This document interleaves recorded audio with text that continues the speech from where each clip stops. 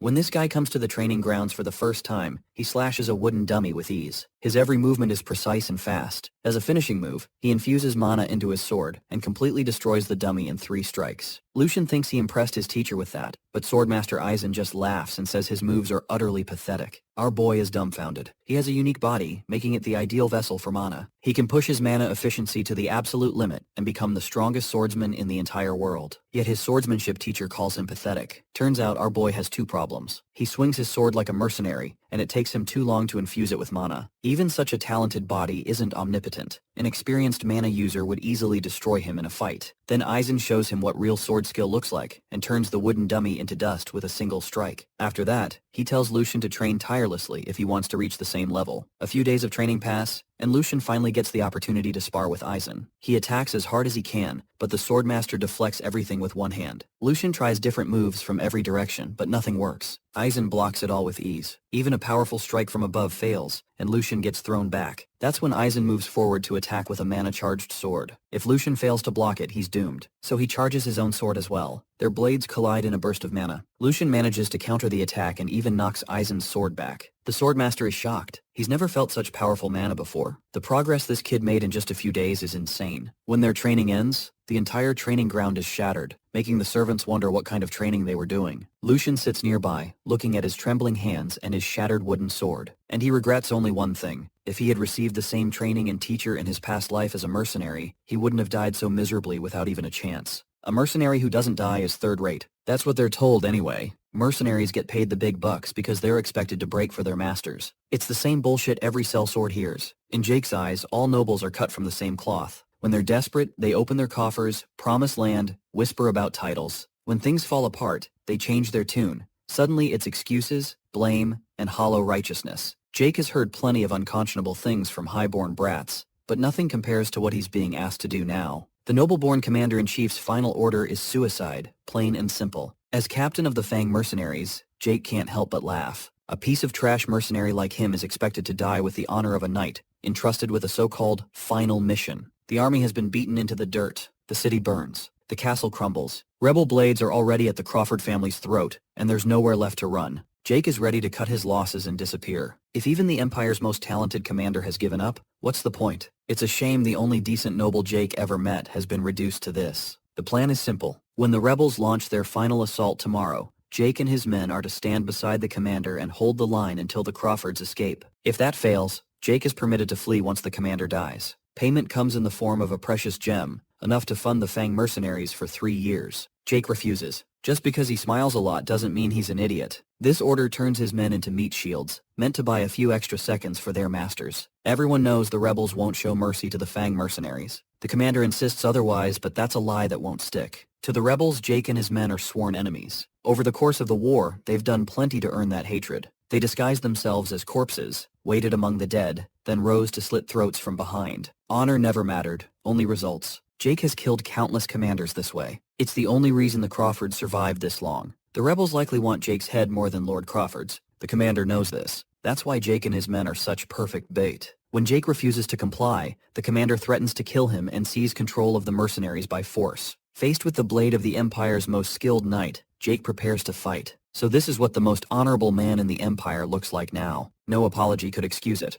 Oddly enough, this suits Jake just fine. It's easier to kill a piece of shit than an honorable man. There's no bitter taste afterward. His best option is to offer the commander's head to the rebels and run, but he knows better. This man has already prepared countermeasures for that. Maybe the rebels would accept 2 commander-level heads in exchange for the Fang mercenaries' freedom. Jake is willing to offer his own life. He dragged those boys into war out of selfish ambition. They crawled out of the gutter together, chasing a dream. They trusted and followed him through hell. For that, he bears responsibility, because he's their captain, and that's what a captain does. Hearing this, the commander is reminded of what leadership truly means. Shame grips him. In another life, he would have gladly served someone like Jake instead of the Crawfords. There's no more time. Jake attacks. The commander doesn't move. He asks Jake never to forgive him, and then cleaves him down. The gap between them is overwhelming. Jake's head is severed in an instant. You can't defy this wretched thing called talent. He hopes it will be enough. His men were ordered to run if he didn't return. He lived by the sword. Dying by it feels fitting. As his thoughts fade, one question lingers.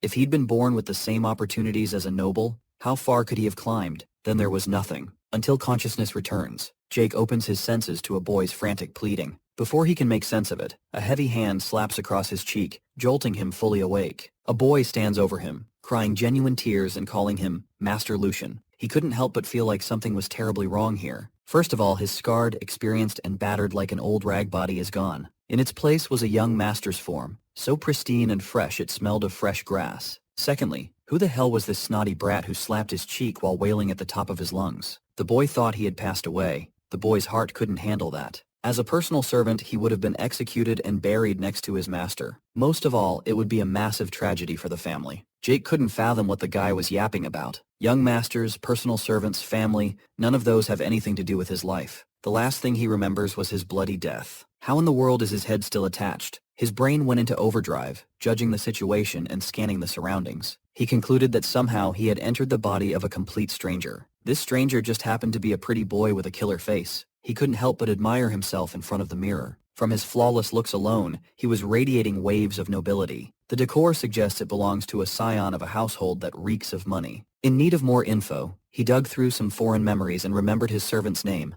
Hans. For starters, he asked Hans what year it was. The boy answered that it is Imperial Year 845, exactly 15 years before Jake died. He's returned to the past. So, as not to arouse suspicion, he made a mental note not to be surprised by every new information. First, he needs to do what needs to be done. For his next question, he asked Hans if he had a death wish. Hearing that almost made the boy soil his trousers. How dare a mere servant touch his master's unconscious body without permission? Threateningly, he asked the boy to remind him who he is. With a deep bow, Hans apologized for committing such grave rudeness against young Master Lucian Valdek, third son of the great House Valdek. Lucian recognized the noble name instantly. The Valdek family is a pillar that has supported the empire throughout its long history, a historically prestigious clan positioned as the emperor's closest aides. They boast power equal to that of the imperial family itself. 15 years ago, young Jake worked as a guard for this very estate. Instead of returning to his old job, he's reincarnated as the third son of the Grand Duke instead. All his life, he was forced to endure every humiliation imaginable for the sake of coin because of his low-born status. Now he's being handed a golden opportunity out of nowhere. Perhaps fate expects him to figure out the answer to his dying question. If that is what the gods want, they had better open their eyes wide and watch. For the first time, he took in the warmth of the sun as Lucian Valdek. He'll show the powers that be how high he can climb and how he will live. Lucian put on some lavish clothes and exited his room. He's been to all sorts of places in his mercenary days,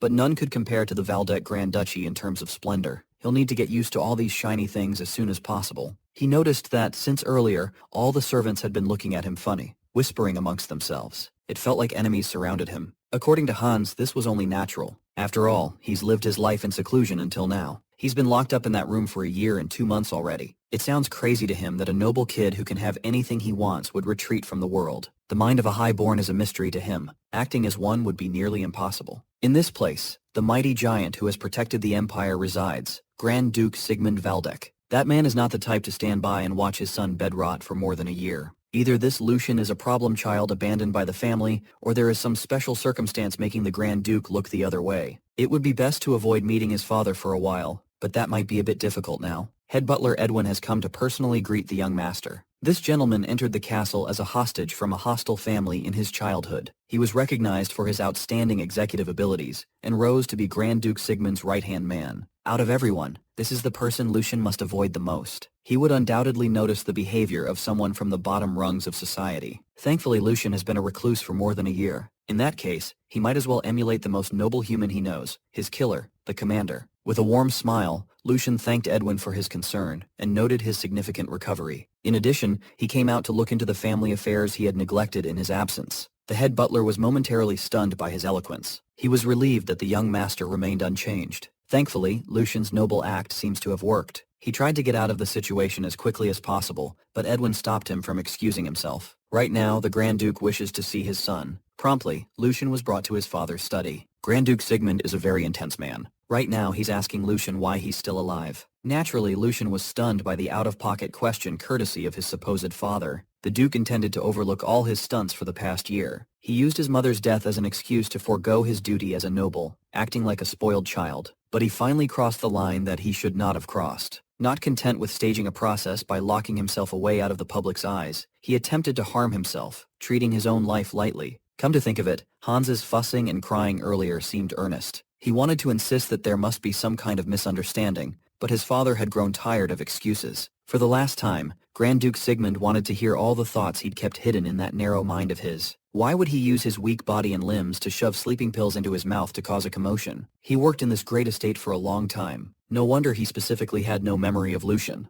15 years ago, when he was but a humble guard, the Grand Duke family's third son, Lucian Valdek, tragically suffered an untimely death. The Grand Duke famously fathered 4 sons with 4 different mothers. Unk was just busting raw and spreading his seed left and right. Jake worked for the prestigious family for 10 years, and naturally ran into the young lords and their mothers on multiple occasions. But he had no memory of ever meeting Lucian or his mother face to face. Lady Valdek died of a severe illness early on, and her son eventually followed suit due to an unknown reason. Back then, Jake the guard assumed that the mother and son just rolled an unlucky dice, sickly and frail. Lucius's real cause of death must have been covered up. Given his mother's passing, his unstable position within the family, and a myriad of other depressing reasons, the burden must have grown too much for the young man. He eventually chose to ingest sleeping pills, just shy of a lethal dose. In truth, he was just trying to get even a little bit of attention from his father. It was a cry for help. However, he failed to account for the damage his year-long seclusion dealt to his frail constitution. Unable to tank the drug's effects, Lucius Valdek accidentally drew his last breath. The new Lucius must maneuver his way out of this delicate topic. The Duke sounds a bit cruel to a neglected son he hasn't seen in a year, and the scolding felt a bit harsh. No matter how stoic Sigmund presents himself, he's still a father. His insides must be churning. But this is not the time to be considerate of someone else's feelings. Lucius is on the verge of falling off the noble cliff. He might not get another chance to redeem himself if he says the wrong thing. When the Duke gives a final ultimatum, you'd better believe that he'll follow through. Lucius could practically hear the sound of cracks forming in his promised golden future. If he doesn't give the Grand Duke a satisfying answer to his actions, he would be sent away as a priest in a remote monastery at the minimum. He's not ready to say goodbye to the secular world just yet. The worst outcome would be getting dragged to a harsh northern territory, suffering the bone-chilling cold of snowfields, and the appetite of starving beasts for a lifetime. He's barely a few hours away from getting his neck sliced and restarting a new life. Yet the first real dilemma has already reared its ugly head. Lucius refused to let some convoluted family affair ruin his precious second chance. So he spoke out just as his father ordered. First, he offered a sincere apology for smearing the Valdek name with his foolishness, and causing great concern to everyone, especially his dad. He admitted his fault and promised to willingly accept whatever punishment the Grand Duke metes out. But that won't be enough to move one of the most powerful men in the Empire. Instead of playing to his father's paternal senses, he urged the Duke to rejoice to his heart's content instead. What happened in the past is irreversible. Instead of tying his life, salvaged from the brink of death, to the past, he intends to live diligently for the bright future ahead. His stance, conviction, and confidence really sold his words. Instead of a lecture, he implored the man before him, not as a Grand Duke, but as a father, to offer one word of encouragement. Lucius believes that a child who is in the wrong must sincerely repent before their parents, and that the parents must willingly embrace such a child. Isn't that the proper duty between fathers and sons bound by the laws of heaven? Head butler Edwin was quite stunned by the eloquence of the young master's speech. He felt the drastic change in the kid's aura and atmosphere. Lucius acted and sounded vastly different from the feeble kid who was always cowering. The young man in front of him was an entirely different person. After considering what the boy had just spilled, Duke Sigmund did not appreciate being lectured on the duties of a parent. Even so, a brief and faint smirk could be seen across his face. Listening to his boy made him realize that he's lived long enough to truly see everything. Hearing his father's stern voice soften up ever so slightly, Lucius inwardly sighed in relief. As he expected, instead of bowing and cowering clumsily, ramming into his father boldly was the correct decision. Rather than a rat that constantly tiptoes on eggshells, the Grand Duke values the spirit of a wild dog that knows how to attack decisively. His decade-long service to Sigmund Valdek is coming in handy right now.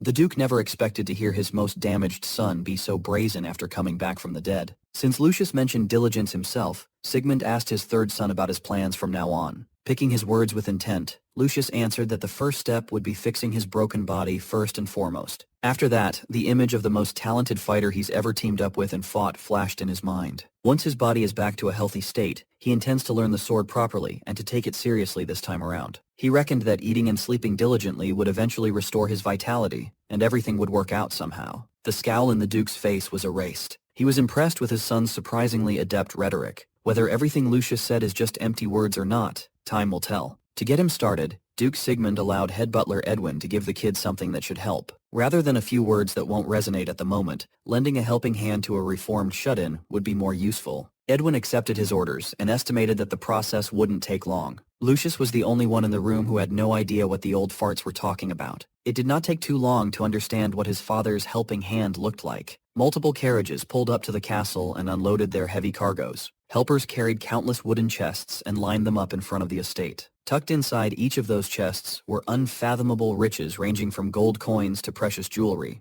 Lucius had never seen such bountiful resources, even when he was working as a mercenary. Is this what being a high noble means? He was granted a tremendously huge allowance without doing anything. This whole treasure trove was just for a single month. With golden coins lining his pockets, perhaps it's worth a shot to invest in something revolutionary. Something that could overhaul his weakened body. He can already picture himself flexing and mogging everyone in the empire. All he needs to do is craft a very special elixir. After meeting and talking with his third son, Grand Duke Sigmund felt the urge to walk around his pristine garden. Edwin followed him around while he collected his thoughts. According to the head butler, this is the place the late Grand Duchess, Lucian's mom, cherished ardently before she passed. The Duke had not visited this nostalgic place in a while. It's obvious why he chose today to change that. Young Master Lucian's abrupt change must have reminded Sigmund of days past. Even though the kid fell out of his father's favor for a moment, the Duke still has a soft spot for the boy. He is the child of the Grand Duchess whom the Grand Duke cherished the most after all. Upon arriving in the middle of the beautiful garden,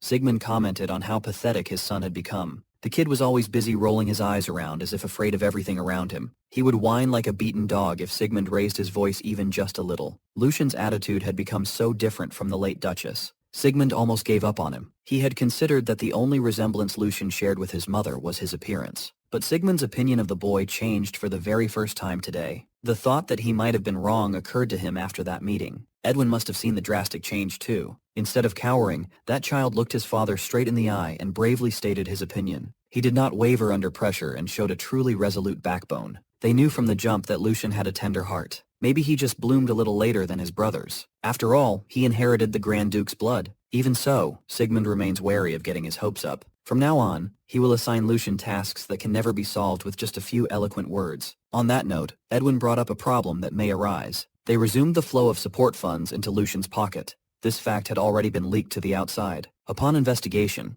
Edwin found that the second young master, Jordi Valdek, was involved. Furthermore, Jordi had already made his move. He dismissed Lucian's headmaid and placed his own close associate in that position of power, showing blatant intent to keep his little brother in check. Sigmund understands that his second son harbors deep feelings against the little one due to maternal matters, but his persistence is worrisome. Edwin offered to intervene, but the Grand Duke prevented him from lending a hand, even though it might be too harsh on someone who had just started taking his first steps. Jordi's malicious actions are just petty tricks that would not have worked if Lucian had managed his surroundings properly sooner. They can just consider this a price that the third one must pay for not coming to his senses faster. Sigmund wants to see how his child would handle an issue like this for the time being. If Lucian fails, then that's on him. The blood of the Valdek family is the key, but opening the door must always be done by one's own power. That's the way of the lion. A few days later, Lucian had gone back to locking himself in his room with Hans manning the door, sparking worrisome gossip among his staff. It has been 3 days since the halted support funds started flowing again. When those stacked chests arrived, Hans could not believe his eyes.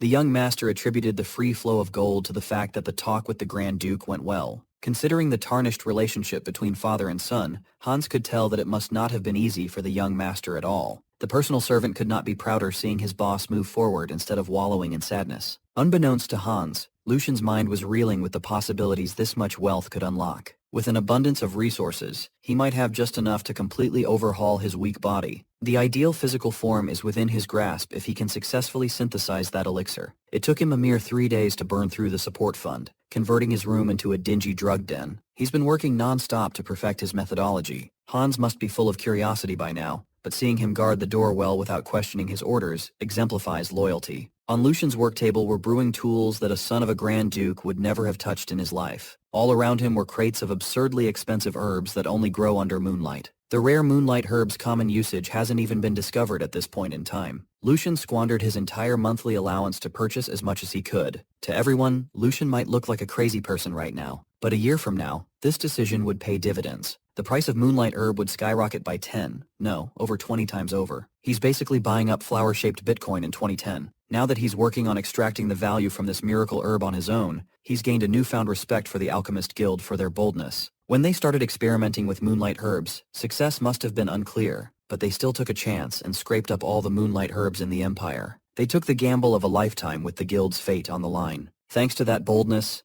the alchemists would release an unprecedented elixir that shook the empire to its core. People referred to the miracle drug as the drink of the gods, nectar. Due to the arrogance of attaching God to a mere drug, the Alchemist Guild faced the danger of blasphemy charges from the church. But once nectar's efficacy became known to the public, everyone was too busy trying to get their hands on it that the charges of blasphemy were forgotten. After 3 days of grinding it out with his alchemy set, Lucian finally concocted a successful batch. Nectar challenged a proposition that had never been denied for over 1,000 years. The realm a martial artist can achieve is supposed to be determined the moment they are born. For the longest time, that limit was considered an absolute law that one can defy. Innate nature was supposed to be predetermined, and one's constitution can never be changed. The established common sense was swiftly shattered into pieces thanks to nectar. Just by drinking one vial, it can transform those with zero talent into a capable warrior. The one he hastily concocted in his room falls short of the original's efficacy. He's not a real alchemist after all. He only knows how to make the mass-produced type.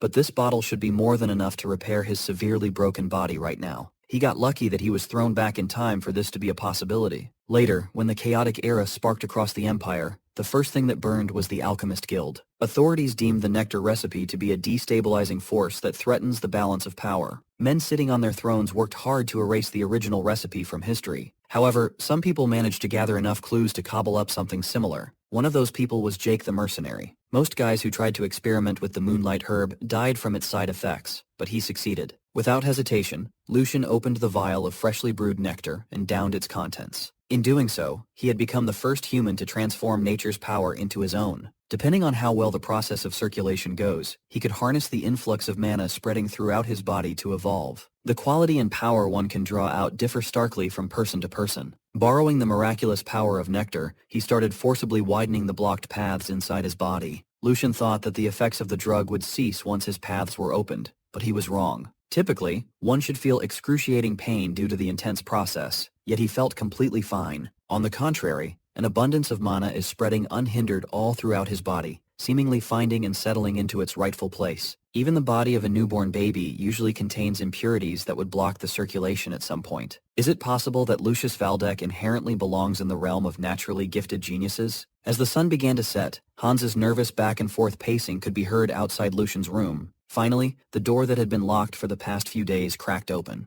The young master finally stepped out of his seclusion and asked Hans if anything had happened while he was locked away. As usual, the crybaby servant ran up to his master in distress. Hans repeatedly tried calling out to the young master, yet he never received a reply. All he could do was guard the door day and night. He was terrified that something had happened, or that Lucian had regressed to being a recluse again, but that could not be further from the truth. The young master's eyes had become sharper than ever before. Being the one who knows him the most, Hans could tell that something definitely changed. Lucian felt and looked like a different person. On the outside, there won't be any big changes yet. Under his fancy clothes, he's still a scrawny kid, skin and bones. Proper nutrition and time are still needed to amend that. What really matters is the change inside. Currently, his heart is bursting and pumping the purest mana. Internally, he's undergoing changes at a rapid pace. Lucian's natural constitution made this result possible. Feeling nectar's unhindered effect, he's become certain that his body's potential puts him in the same category as legendary figures who changed the world. If everything goes well, he might even surpass his peak as a mercenary captain in under a year. Since Hans helped him immensely the past few days, he feels indebted to the dude in a way. He believes that reward and punishment must always be made clear. Grabbing the boy by the shoulders, he urged Hans to listen carefully. He advised Hans to empty out all his savings, down to his underwear, and dump it all on a very lucrative investment from the ground floor.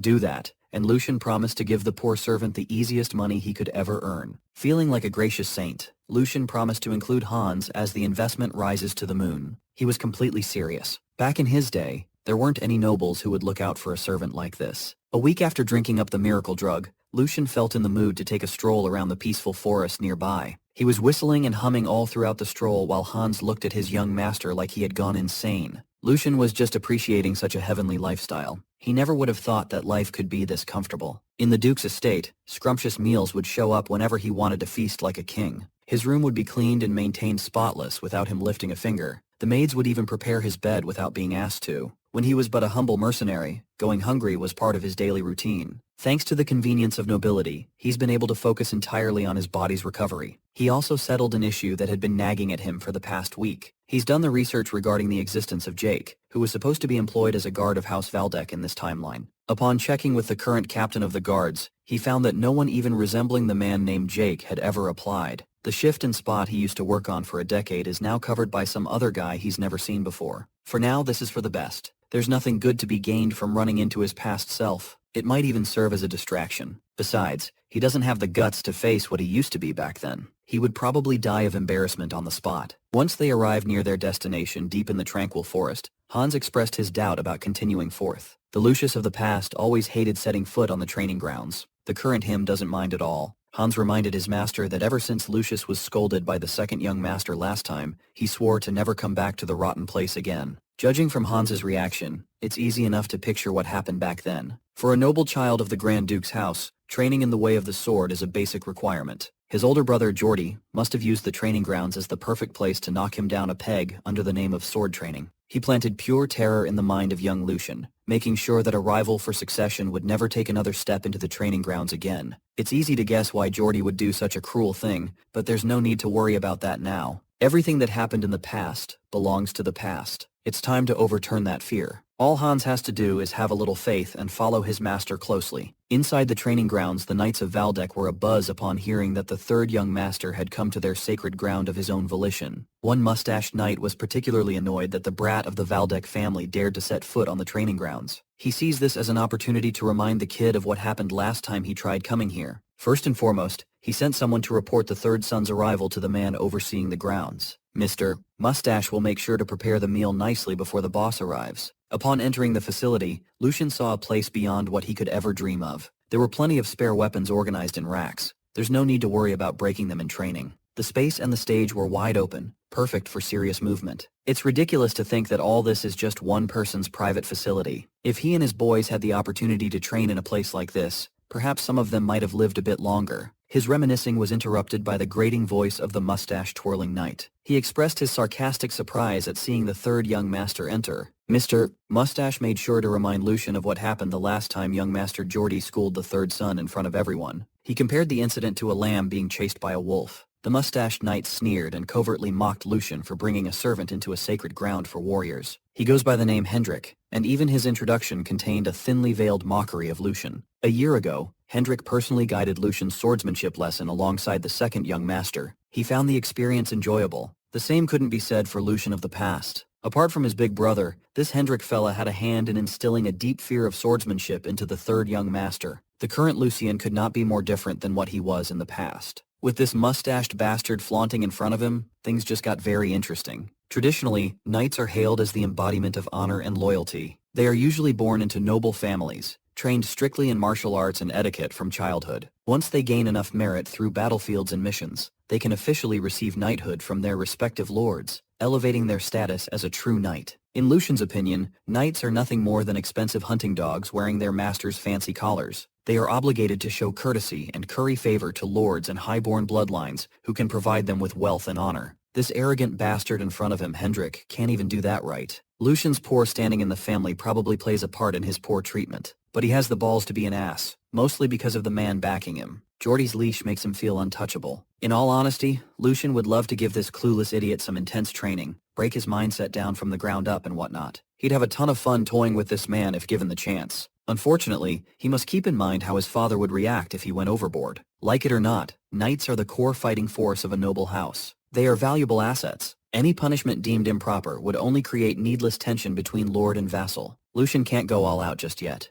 This is not the right time. With a clear tone, he spoke up. He can't keep avoiding the training grounds just because of a little incident from the past. He announced that from now on, he'll come by more often to learn sword forms. He's already wasted a whole lot of time rotting away. He's got a lot of catching up to do. Hearing the third young master mention learning sword forms made Hendrik cackle. He asserted that it's far too late to be learning sword forms, given Lucian's age. He explained that past the age of 15, starting from the bottom would be an impossibility. For a 16-year-old shut-in, it's basically over. Sword forms are secret techniques and legacies left by those who came before them. Just by following the movements invented by the ancestors, the new generation could gain insights. They could also refine the body, illustrating ancient wisdom at its finest. But sword forms are only accessible to people with an open path of mana to begin with. According to Hendrik, those mana paths close after 16. If Lucian starts now, it would be nothing more than physical exercise. Sword forms without enlightenment are akin to an empty shell, completely useless. Perhaps that would suit the third young master more. Useless training for a useless noble. He can even become the Empire's greatest dancer while he's at it.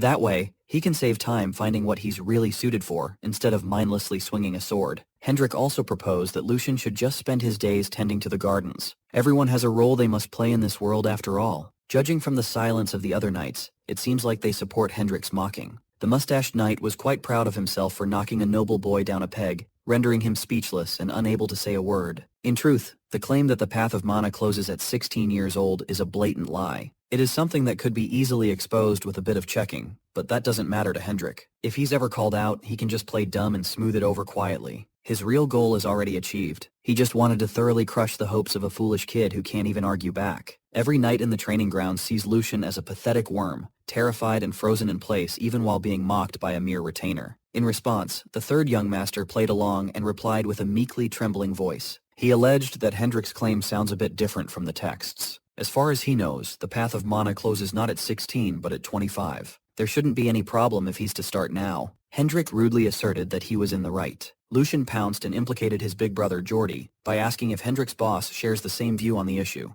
Dumbass Hendrik confidently answered that his boss would back him up. He didn't even know that he had just fallen into a cleverly laid trap. Lucian lamented that House Valdek must be on the road to ruin these days. He even included clueless Hans in his performance. The third young master complained that this foolish knight in front of him couldn't even understand the most basic thing that even a stray mutt in the streets would know. Just how many promising talents have had their chances stolen by ignorance? If the knights of his house can't even retain a fundamental truth in their tiny brains, the next generation of knights is doomed. Thanks to Hendrik's loose tongue, Lucian could push the blame onto his dear brother's empty skull. If Jordy runs his training grounds with such ignorance, then this is a disgrace to the house and a clear crisis. Surely a mere vassal like Hendrik would never try deceiving the Lord's own son. After hearing Lucian's spirited rant, Mr. Mustache stumbled a little. Being accused of deceiving the son of the Grand Duke is a serious matter. There is no way that a knight of the Valdek family would do something so petty, is there? Afraid of saying the wrong thing, Hendrik stood by his earlier statement. Lucian intends to pursue this matter seriously. This level of oversight cannot be overlooked. It's time to show this big-time knight what happens when he wags his tongue the wrong way. Sir Hendrik does not seem to realize how serious this matter is at all. If he simply wanted to humiliate Lucian, the benevolent young master would have graciously let it pass. He's willing to admit to the fact that Hendrik and everyone else in this place look at him with hostility due to his own faults for forgetting his noble duties and wasting time in vain. He would never rebuke his people for holding him accountable. Apart from that, if the knights and his brother, the pillar of a grand duchy, are hindering the recruitment of talent with incorrect knowledge, Lucian won't sit idly and turn a blind eye. Ignorance would cause cracks in the military power of the esteemed Valdek knights. Strictly speaking, it could bring grave danger to their people. In so few words, Lucian turned the tables and spun mockery into an honorable speech. As one who proudly carries the Valdek name, it is only right that he be outraged by such malpractice. He laid out his argument nicely and made dumbass Hendrik understand the gravity of his words. He had better prepare his mustache for the blowback of this encounter. Lucian threatened to report this incident to his father and request an internal crackdown against Jordy's vassals. Hendrik could not believe what had just happened.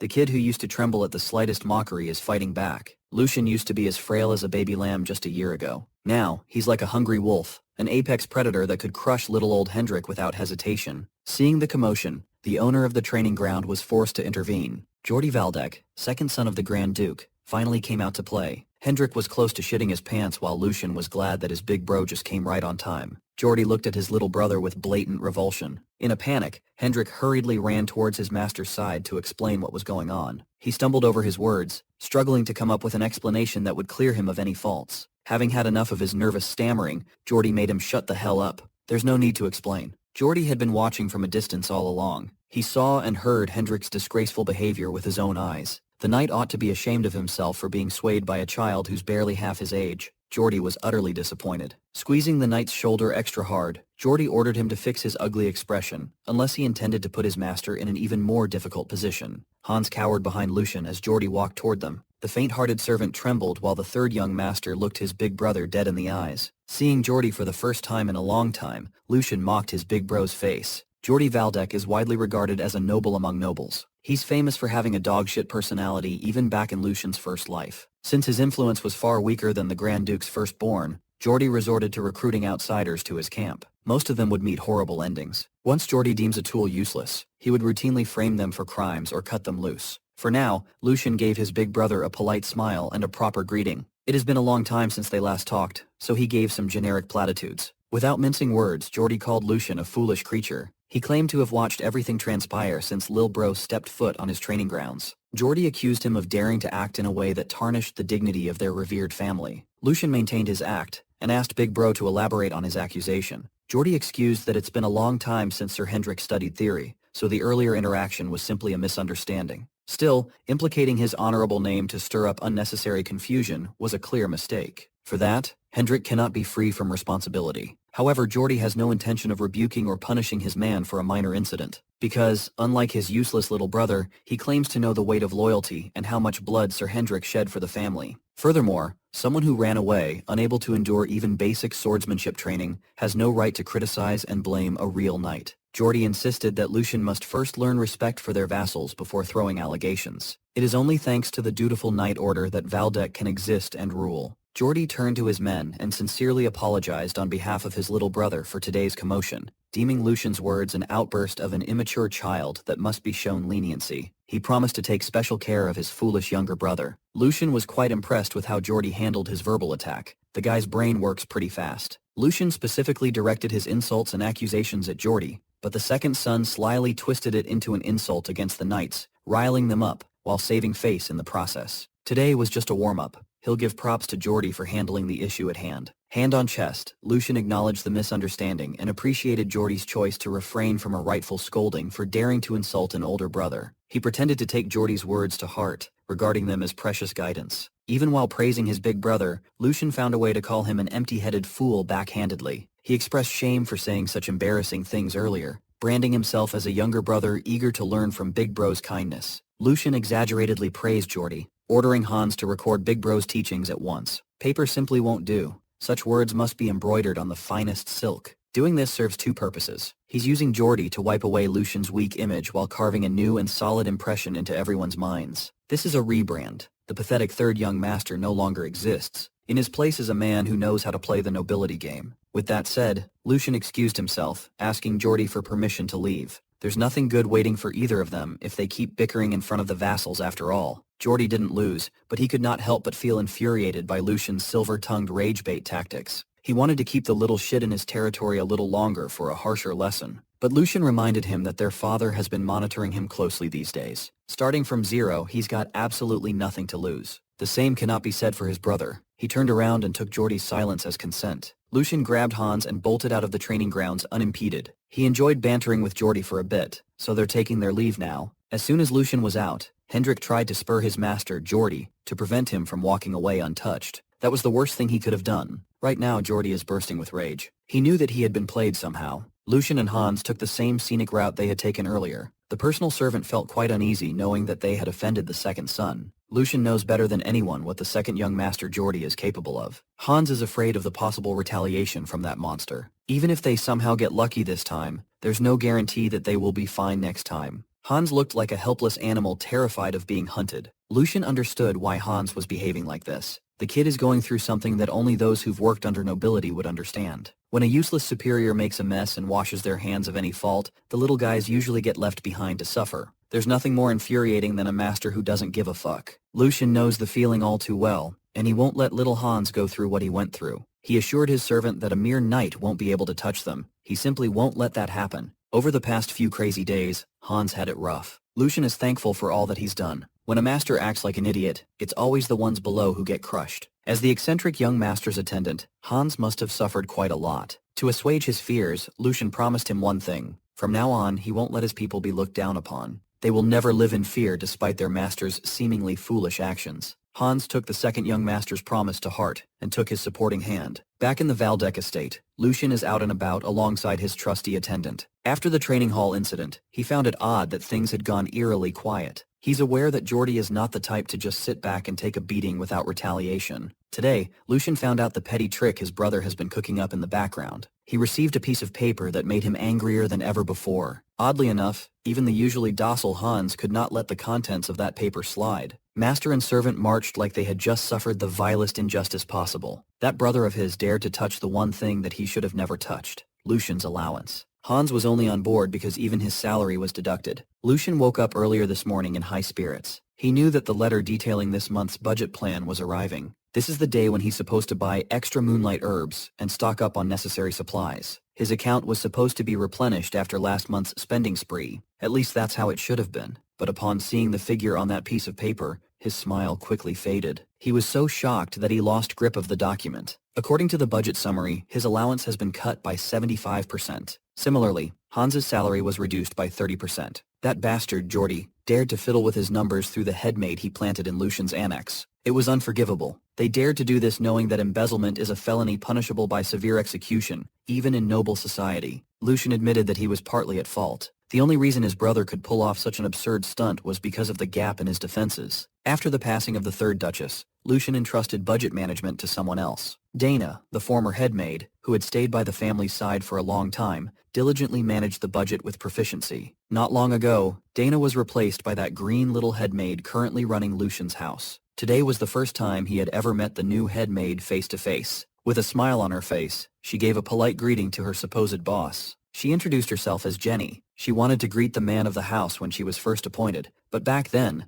Lucian didn't seem to have any intention of coming out of seclusion. It's a good thing that the long period of rotting in bed is finally over. Hans did not appreciate her tone when speaking to the young master at all. Lucian conceded that Jenny didn't say anything out of turn. Today he wants to skip all introductions and small talk. He came to the maid's quarters to discuss more pressing matters at hand. To deal with the funding issue swiftly, he chose to ask direct questions to Jenny. He asked if she was the one who drafted the absurd budget plan for the month. In response, she stifled a chuckle. Jenny proudly admitted that she was the one who wrote the entire thing. She cited that Lucian ceded full authority to the former headmaid. Upon assuming Dana's responsibilities, she simply carried out her duties as they were handed to her. Jenny slyly declared that she feels a bit perplexed by the young master's questioning when she's worked so diligently all this time. After all, organizing the budget plan was originally a task that the master of the house was supposed to do himself. Lucian knew that Jenny would use that fact as an excuse. His negligence is partly to blame once again. For that, he must admit that it couldn't be helped. However, something still doesn't add up.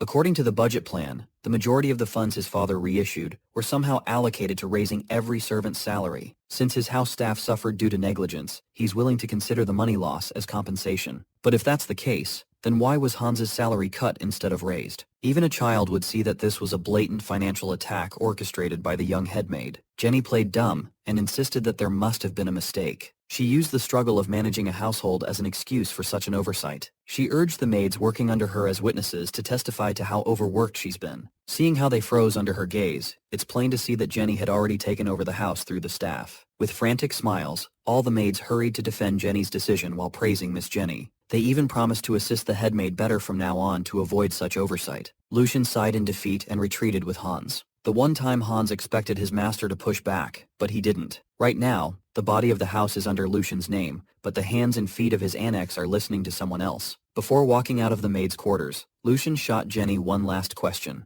He hoped that she would answer carefully. He directly asked her who her master is. To answer that question, Jenny insisted on consulting her Lord Geordie first. The way Lucian sees it, tissues that have festered must be cut out for the body to live. And right now, his heart is rotting from the inside. The cure for that rot might be found in a tavern located in the shady streets of Valdek territory. Covered by a dark cloak, the third young master dragged Hans into the dubious establishment under the guise of going fishing to calm his mind. Instead of the open waters, they entered an underground fighting den filled with degenerate gamblers instead. In the middle of the tavern was a ring where fighters duke it out for the patrons. If you ask Lucian, this is the perfect place to fish. Who knows? Maybe they'll catch a big one today. Strolling past the main event, he walked towards the empty bar. The bartender saw him from afar and immediately warned him that this place is not for kids to snoop around in. Lucian complained that a gambling den shouldn't be picky when it comes to customers. What if that customer turns out to be flush with cash to gamble with? As soon as he showed his face, the attitude of the bartender shifted positively. There are a few reasons why Lucian didn't have the headmaid beaten with a paddle in front of the whole staff. First, Jenny is not just a simple employee. She's got some serious backing. She's the daughter of the wet nurse who practically raised Geordie since he was a baby. He sees her as a sister. Touching that woman carelessly would only fan the flames into a larger problem. Second, the hierarchy in Lucian's annex was an absolute mess, worse than he imagined. His current predicament is far beyond common sense, and it requires a fitting prescription. Lastly, his father, the Duke, is watching.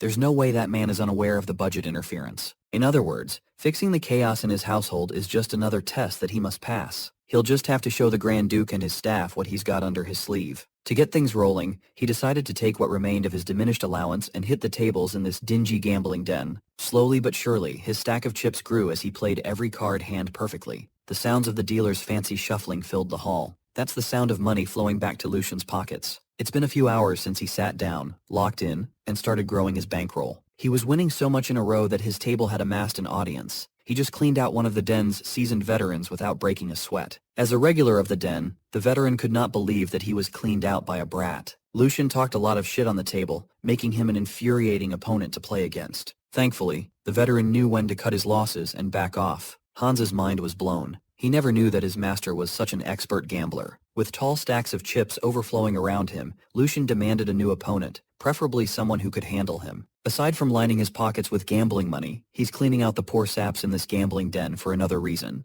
By his estimates, the guy he's been fishing for is about to make his move. As expected, the door of the hidden gambling den swung wide open to welcome a new challenger. Lucian's prediction was right on cue. It's about time to reel in the big fish. A burly man walked into the hall, attracting everyone's attention. He sported a rugged exterior and a nasty scar across his face. The man apologized for failing to recognize such a distinguished guest right away, and for the late greeting. He introduced himself as Hugo, the manager of this humble establishment. Hugo snapped his fingers, and his dealers sprang into action. They apologized to every other patron inside the gambling den, given that they must close business for the day to tend to certain circumstances. The trained employees politely led the gamblers out of the den, promising to treat them extra generously on their next visit. Hugo's business is taking a hit from inconveniencing his other guests, but that doesn't matter right now. As long as young Master Lucian can enjoy gambling in peace, it should be worth it. Lucian was genuinely impressed that Hugo recognized him even though he hadn't been out in public for a while now. Then again, that kind of intuition is a requirement to survive in this crooked business. Once more, the big man apologized for the delay in his greeting. Lucian claimed that he just came by for a change of pace, so there's no harm done. Hugo praised his accumulated towers of chips. It's been a long time since a guest of the establishment stacked up a pile of winnings this large. If Lucian doesn't mind, Hugo asked for permission to step in as his next opponent on the table. The third young master goaded the big man to proceed. With a patented customer service smile, Hugo humbly claimed that he's no match for the young master, but he'll do his best to show the few tricks he picked up over time. Surely a battle against the gambling den's manager would be enough to pass the time. Feeling the pressure coming off the big man, Hans whispered in his master's ear, urging him to just cash out and dip, since they already made plenty of money as it is. He has a very bad feeling about that scarred man. Hans had seen plenty of scary people in the castle, so he knew that this guy meant serious business. Hugo's eyes especially struck Hans's heart.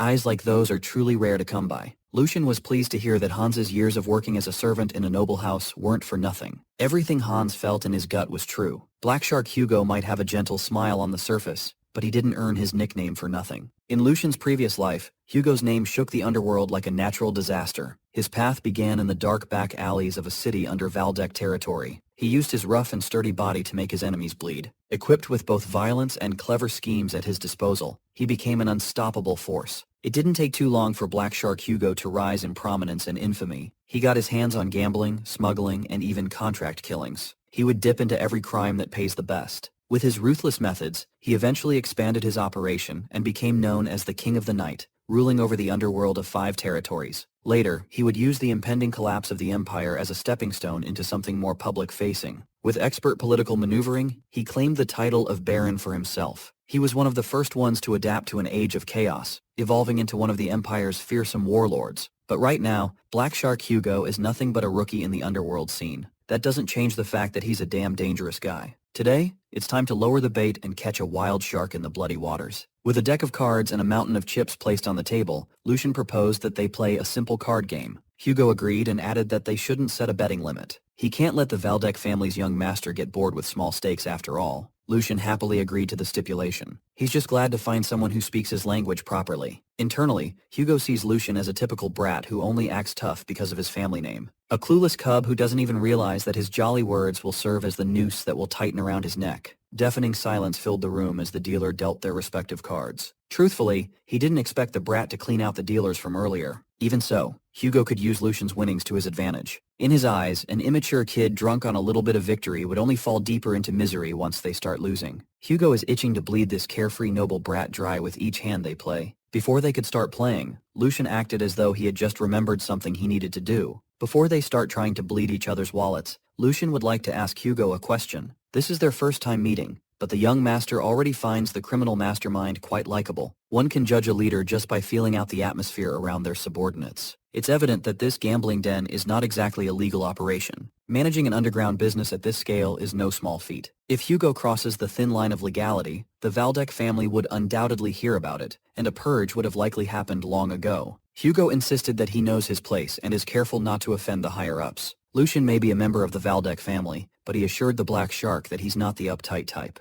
Instead of beating around the bush, Lucian demanded an honest answer. He wanted to know when Hugo plans to start mass production. Without as much as flinching, the Black Shark asked what exactly the kid was referring to. When Lucian mentioned that thing being prepared in Vestra, Hugo felt his stomach drop. The third young master of the Valdec family casually dropped the nuke that he knew about the illegal hallucinogen Hugo had been working on. The truth bomb sucked the air out of that underground room. Even the guards posted at the door were taken aback. Out of everyone, Hans might be the most stunned, and it shows. Hugo dropped his cards on the table as his brain started formulating a proper response. Ultimately, he chose to play dumb, but his stammering made it evident that he was shaken up. While playing with his chips, Lucian doubled down with his accusation. With a sly smile on his face, he added that he also knew that Hugo was commissioned by Marquis Logren. The hallucinogens were formulated to shake up the Valdec territory with illegal drug distribution. He's not appreciative of the Marquis's cheap tactics at all. In his opinion, there is a line that should not be crossed between noble families. He asked Hugo if he shared the same opinion. Given Lucian's view of this betrayal, it would be more fitting to see the Black Shark as the more impressive one. Who else could have the audacity to dare commit such a heinous crime in Valdec territory but him? If one little thing goes wrong and he gets caught,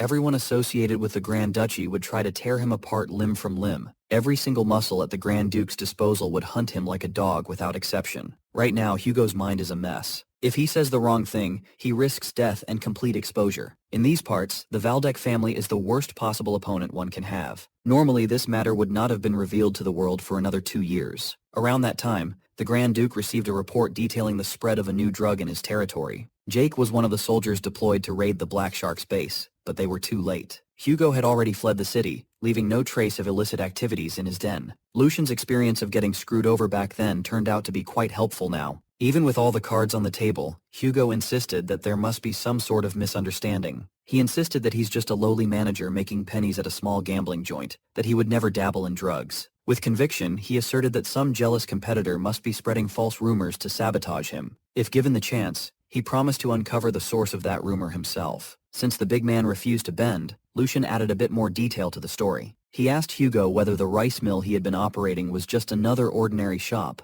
and whether the underground passage that connected right outside the castle was just an innocent escape route. For one last time, Lucian demanded an answer to his first question. Are they nearing the mass production stage? Hugo slumped in his chair. Somehow he was cornered into a checkmate position. The kid knows about the fake store and the secret passage. If he knows that much, excuses are essentially useless now. Cornered like a wild animal, Hugo considered killing the third son of the Duke right then and there. His men had already drawn their hidden weapons. A noble brat with no guards can be easily killed in one stroke. Lucian urged the Black Shark to think carefully before doing something he might regret. They are gambling with their lives as chips after all. He reminded Hugo to consider his next move, given how he climbed to his position. The big man dismissed the foolish thought of killing Grand Duke Sigmund's son. If he's caught, and there's a good chance that he will be, Hugo would be put in a position where begging for death would be the merciful way out. To save his skin, he swallowed his pride and dropped down to his knees. With utmost sincerity, he begged to be spared from the wrath of the Grand Duke. He could tell that there was a reason why the young master came to find him personally, instead of kicking down his doors with a battalion of knights in tow. If the rest of the Valdec family knew of his crimes, his head would have flown off long ago. At this point, if Lucian told him to be a dog, he would be a dog. If Lucian tells him to bark, he will bark. If ordered to crawl, he will crawl. Hugo's men lined up behind him and joined their boss in bowing down and pleading. The man who's destined to become one of the most powerful people in the Empire's future had been reduced to such a state. After brief consideration, Lucian stood up from his comfortable seat. Keeping such a useful dog by his side doesn't sound so bad at all. He just happened to need some proficient hands and feet at his disposal after all. Hearing this, Hugo vowed to follow his every word. But Lucian doesn't want that for a man of Hugo's caliber. It would be a bit boring. He knows that the Black Shark would never be satisfied as a mere hunting dog. Meeting the pleading man eye to eye, Lucian proposed a better deal for all parties involved. He asked Hugo if he wanted to try becoming a knight instead. Hearing that word stirred some deep-seated emotions inside the Black Shark. Like every other boy, he once craved the dream of becoming a knight like crazy. Eventually, he had no choice but to give up on that pipe dream. As time went on, the reality of life became clearer to him. No matter how much skill he built up, how strong he became, and how many times he risked his life for a master, he's nothing but a low-born peasant in their eyes. He was just a useful tool, a lump of muscle to be used and abused by those with real power. Because of factors outside his control, the circumstances of his birth, he cannot achieve his dream, no matter how much he bled. To answer Lucian's question, of course, he wanted to be a knight. He wanted it so bad that he would willingly bash his head on the floor for the opportunity to become one. If he could achieve that dream, he would even sell his soul to anyone who could make it happen. In front of Lucian is a vulnerable man clinging to a boyhood dream. In the name of the Valdec family's honor, he promised to help Hugo become a real knight. If he can possess the integrity and honor to never be ashamed of himself in the future, mere status won't become a stumbling block. At that moment, Lucian's brilliant visage was burned into Hugo's mind. He offered to give Hugo the chance to live as a person, not as a mere tool. A few days after that gambling den encounter, Lucian arranged a meeting with all his house staff in his annex. He introduced a new addition to his growing team to his attendants. Hugo stood by him as a capable talent newly hired from the outside. In contrast to his master's casual demeanor, Hugo introduced himself with vigor and confidence. He says he's looking forward to working with his new seniors, but his terrifying face disturbed the staff. The maids and butlers didn't know how to appropriately respond to the young master's sudden announcement. With the introduction out of the way, Lucian intends to move on to the main event. He ordered his people to bring the head maid, Jenny, into his office at once. The butlers immediately recoiled upon hearing the young master's command. Lucian cited that it's only fitting to introduce the new hire to the head maid. After all, they can't have a messy conversation like last time. He simply wanted to report the news to the oh-so-busy Jenny first. As expected, his entire staff reacted as though they answered to the head maid and not to him. The internal situation is already beyond repair with normal methods. Not a single maid or butler heeded his order. To them,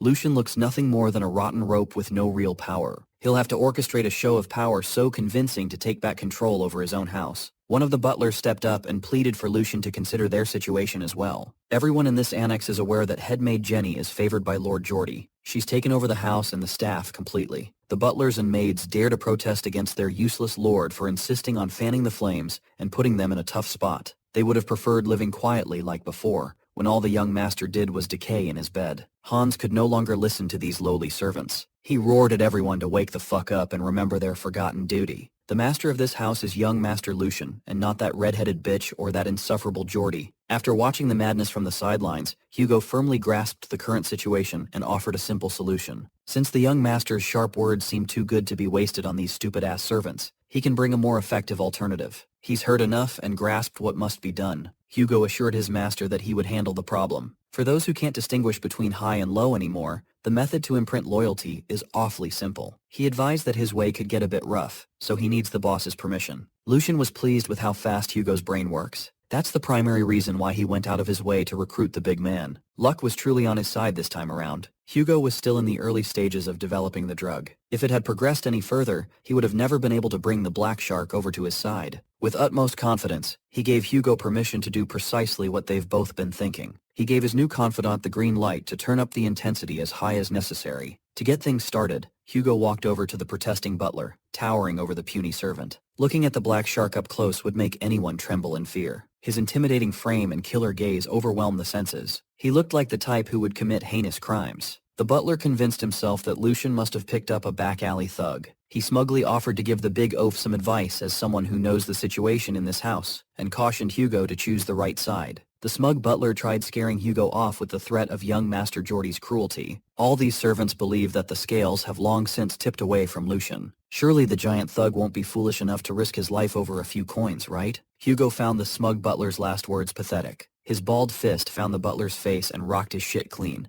A single hit was all it took to rearrange that guy's skull. The power behind the punch was so compact that it sent the smug butler flying into the nearest wall like a rag doll. Hans's eyes almost fell out of their sockets while Lucian pats himself on the back for hiring such a beast. Hugo slowly walked over to the butler's limp body. A single casual punch was all it took to factory reset that guy using violence. The other butlers fearfully lambasted the new hire for using violence inside the castle. The black shark was entirely unaffected by their empty and feeble words. It just so happened that Hugo specializes in educating crazy bastards. This is the perfect first assignment for him. A few moments later, no signs of dissent could be gleaned from the house staff. They even followed the third young master's order to bring headmaid Jenny in, even if they had to use force. With a visible slap mark across her face, Jenny snarled and assured everyone that they won't get away with treating her like this. Instead of cowering to her empty threats, the re-educated butlers told her to shut the hell up and walk. Accustomed to being in charge, she was not used to people raising their voices at her. She kept on yammering on about punishing those who oppose her, only to stop when the door to Lucian's office opened. Laid before her was a ridiculous scene. The maids and butlers under her influence have been forced to kneel on the floor to reflect on their blunders. The fear they felt for Jenny has been overridden by the terror Hugo showed them. Meanwhile, the third young lord stood by the windowsill with hands resting behind his back, Aura farming and Lord maxing. He turned to face the restrained headmaid and gave her a smile and a wave. He's glad to see that his employees are finally doing their job correctly. Lucian noticed the slap mark on her cheek and excused the boy's enthusiasm. Jenny erupted in anger, confident that her meager young master wouldn't be able to get away with treating her like this. She refused to bend before Lucian, as everyone else did, and repeated that her young master Geordie would never let this stunt slide. She had the audacity to state that if they stop now, she will let today's incident end without serious repercussions. All Lucian could do was laugh. He nonchalantly grabbed the whip from his desk and walked towards the unruly maid. Why end a good thing when they're only getting started? The day is young, and his whipping hand is itchy. He urged headmaid Jenny to say whatever she wanted. She should get everything out of her system while she still can, because before today ends, she'll be knocking on hell's door. Execution is a method used since ancient times to warn wrongdoers. It is both showy and efficient. The blade has justification, a clear target, and above all, it leaves a lasting impression on those who witness the drop. In other words, it's a tried and true ritual. Lucian walks over to headmaid Jenny with his whip in hand. She glared at him, full of scorn and disgust. He looked back with apathy, his gaze without a single flutter. Today, he can signal to the Grand Duke that the weak and pathetic third son no longer exists. He called his butlers over with a finger wag. They grabbed Jenny tightly to keep her in place and forced her to kneel down on her knees. The woman who just moments ago had complete control over the house was pinned down, unable to move. Even in such a compromised position, she dared to speak against Lucian, refusing to believe that the boy wouldn't have the balls to back up his threats. She firmly believes that if anyone lays even a single scratch on her, young Master Geordie wouldn't just sit back and watch. Jenny flaunted the fact that her mother was Geordie's wet nurse. They grew up together like brother and sister. At this point, Lucian had grown bored with her empty warnings. This is her last chance to repent, yet she insists on repeating the same tired line over and over again. If she dies while uselessly chanting the name of Lucian's brother till the end, wouldn't that be such a laughable existence? If Jenny has any other cards in her back pocket, now would be the time to play them. Like a broken radio, she continues yapping about what young Master Geordie would do. Lucian had to step in and correct her misguided view of the world. He already has plenty of justification to kill her. She's charged with the crimes of insulting a noble, negligence of duty, incitement, and embezzlement. With the list of crimes she committed, she must be crazy to believe that her little wet nurse connection with Geordie would save her. She's sorely mistaken about her place in this world. At best, the Geordie she keeps on bringing up could hit Lucian a few times, and that's it. And if the Grand Duke intervenes, he won't even be able to do that. On the contrary, their father might even reward Lucian for properly handling a runaway colt that was causing internal problems in his house. Jenny must be forgetting that Geordie is just another heir to the duchy. That same title belongs to the person right in front of her. On their first meeting, Lucian clearly gave her a chance to clear things up. Instead, she chose to sit on her high horse with blatant disrespect. She brought this situation upon herself. Hearing the third young master lay out the facts shattered her delusion. For the first time since she was brought in, Jenny trembled in fear. Desperate to save her skin, she admitted to her wrongdoings and begged to be spared. Unfortunately, she'll just have to consider herself unlucky. Lucian made that whip work at full power. The sound of flesh tearing and blood splattering filled the office. Word of Jenny's capture quickly reached the ears of the second young master. Alongside his knights, Geordie hurried over to Lucian's office. Worry was evident in his face. He couldn't believe that his useless little brother would take such drastic measures. Just a few days ago, he heard from Jenny that the kid retreated after being humiliated in the servants' quarters. Now he's threatening to kill anyone who opposes him. That's not the only thing puzzling Geordie. In case something like this happens, he planted some people in Lucian's detached residence. Those planted servants should have tried their hardest to stop Lucian, taking Jenny's side. But the situation has reached the point of no return. In a single day, Lucian gained control over the entire annex, including those who were supposed to answer to Geordie. The knights assured their young master that the reports must be mistaken, so they should calm down for a moment. They think the cowardly Lucian doesn't have the temperament to harm anyone. Above all, they still believe that the third young master fears their Lord Geordie more than anything in the world. Upon hearing the presumed facts, Geordie calmed down. That was until they heard the sound of a whip ripping into flesh and the agonized scream that followed. Geordie forcefully slammed the door of Lucian's office open. His eyes immediately darted towards the whip, dripping fresh blood all over the floor. Lucian stood behind Jenny. Her back was full of gnarly lacerations as blood freely flowed from her fresh wounds. It was a sight that Geordie could have never pictured in a million years. Even Geordie the Cruel was taken aback by such a painful scene. When he made his presence known, Lucian simply asked what brought his esteemed brother to his territory. He apologized for not receiving them properly. He's just a little busy right now, so Geordie and his knight could just come back later. Uprooting the source of disobedience in his house could be hard to stomach for some. Dismissing his brother's presence, he asked Hugo to set Jenny upright once again. The second young master instructed his knights, Oliver and Gert, to jump in and bring Jenny to his side immediately. Oliver and Gert heeded their master's call and dashed forward. In response, Lucian gave Hugo an ominous mandate.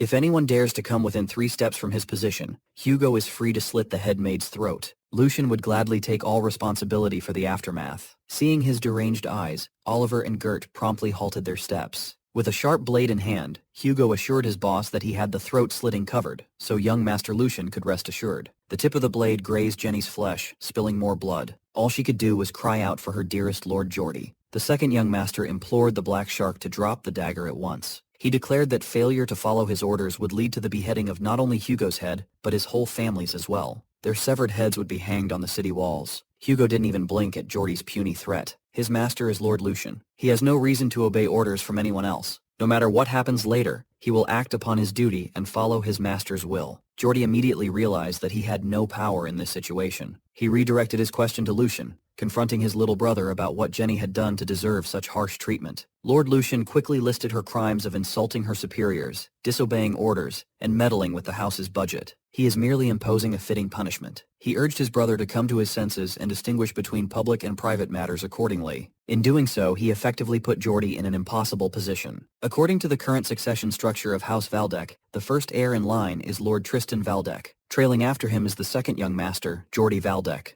There's a two-way power struggle that's solidified in place. In other words, until the final confrontation, the most important thing for Geordie is consolidating his power base. His recent public humiliation at the hands of his little brother caused him to suffer some losses. He had to cast out a close knight in Hendrik. If he fails to protect Jenny, who's practically viewed as his right hand, it will destabilize his standing in the succession race. His ineptitude would mark a turning point, leading to distrust and cracks that could easily form and spread among his followers. In other words, he was completely checkmated. Realizing this, Geordie conceded to Lucian and earnestly asked for Jenny to be spared. His knights, Hans, and every servant in the room were stunned. Hugo was built different, though. He kept his eyes on the prize and his hands on the blade. Lucian found his brother's grandstanding ridiculous. One word from that bastard is not nearly enough to sweep this matter under the rug. After letting someone tear through his precious household, mere words won't suffice. Geordie must think his tongue is plated in gold or something. Once again, he's proven that all nobles are the same. For now, he played along. He asked Geordie what conceding the win means to him. There's no win to be had in this scenario. Lucian is merely fulfilling his duty as the third young master, nothing more. Besides, the headmaid committed crimes that spare no one, regardless of status. If they just cover this issue up and move on, what will everyone think of the Valdec family? Lucian claimed that he too would like to let these matters rest, but his hands are tied by law. He simply lacks the justification to go against the grain and overlook flagrant offenses. Geordie gnashed his teeth and balled his fist. He pushed Lucian to stop beating around the bush and just say his demands.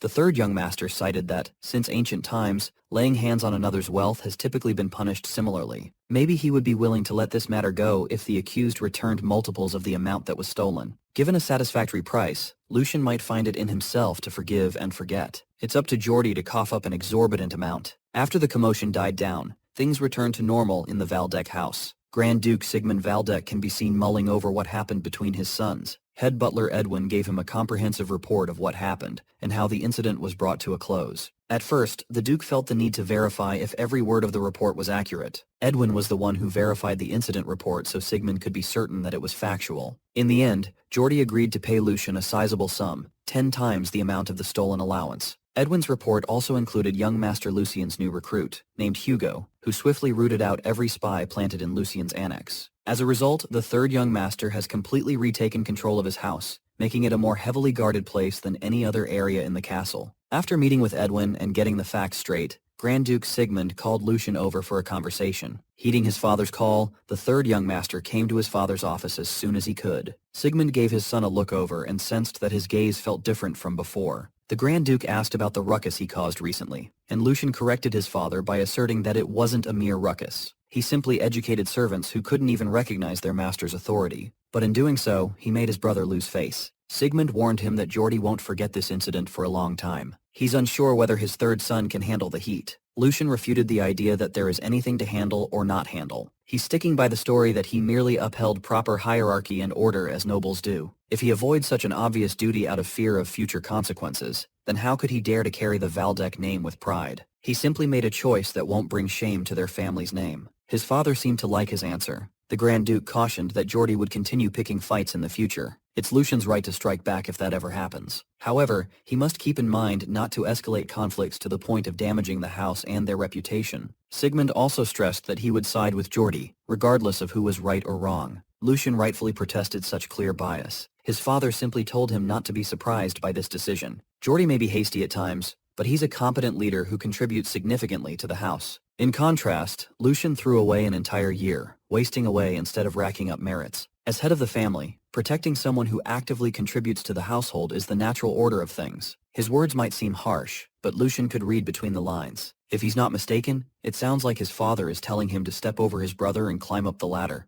Great Duke Sigmund wants him to build up his strength and actively contribute to House Valdec. Do that, and he'll find the answer to his questions. Lucian gathered that this man was trying to heighten his sense of crisis, making him run faster. If he's making such a definitive statement at this point in time, it means the succession structure will be set in stone before long. In a convoluted way, he felt touched by his father's roundabout advice to seize every opportunity to rise above his other brothers before it's too late. He wonders if all fathers are like this. If the Grand Duke is worrying about his child this much, Lucian decided to throw him a bone and score some points in the process. He slid a document on his father's desk and showed the Grand Duke his next move. It's a really big one at that. The Duke picked up the document and read through its contents. As he parsed through the facts line by line, anger slowly took over, his hand crumpling the paper. Deeply disturbed by what he had just read, he hastily asked his son whether the intel was truly accurate. If Lucian fabricated the report out of ambition to gain merit, he must speak now. But every line in that document is the truth, without a single lie. In addition, he already secured an insider working to spread the drugs under the orders of Marquis Logran. He urged his father to conduct a thorough investigation. Judging from the Grand Duke's reaction, he's about to conduct more than just an investigation. The whole room overflowed with Sigmund's suffocating aura. His rage is leaking out in the form of mana. He cursed Bernhard Logran, that shameless son of a marquis. A fellow noble dared to defile the Valdec territory with dangerous substances. This matter cannot go unanswered. For the first time ever, Lucian felt the power of the sword that protects the Empire. The master of House Valdec is not someone you fuck with. At this rate, he might even catch some strays. Getting ahead of his father's anger, Lucian dared to speak up further. He anticipated that even if they reported the matter to the Emperor, the House Logran would have enough time to sacrifice a pawn and escape punishment. All involvement was conducted through subordinate trading companies, the Bahawan Merchant Guild. On the surface, there are no traces of the Marquisate's direct participation. Moreover, pushing harder and digging deeper would only worsen things. Currently, the Emperor is wary of factional conflicts, and the Empire will inevitably force itself into the middle of the issue to mediate and intervene. Having calmed down a little, Sigmund was impressed by his son's sharp eye for politics. Lucian reckoned that despite committing such a lawless act against their great house, Marquis Logran would get away with a slap on the wrist, maybe lose some funds, and that's it. For daring to commit a treasonous crime against House Valdec, shouldn't they at least cut off an arm? After briefly thinking about his son's suggestion, the Grand Duke sat down and reeled his emotions in. He wanted to hear in great detail how the kid would handle such a delicate situation. Fortunately, Lucian came prepared. He already secured a method to trap the Marquise.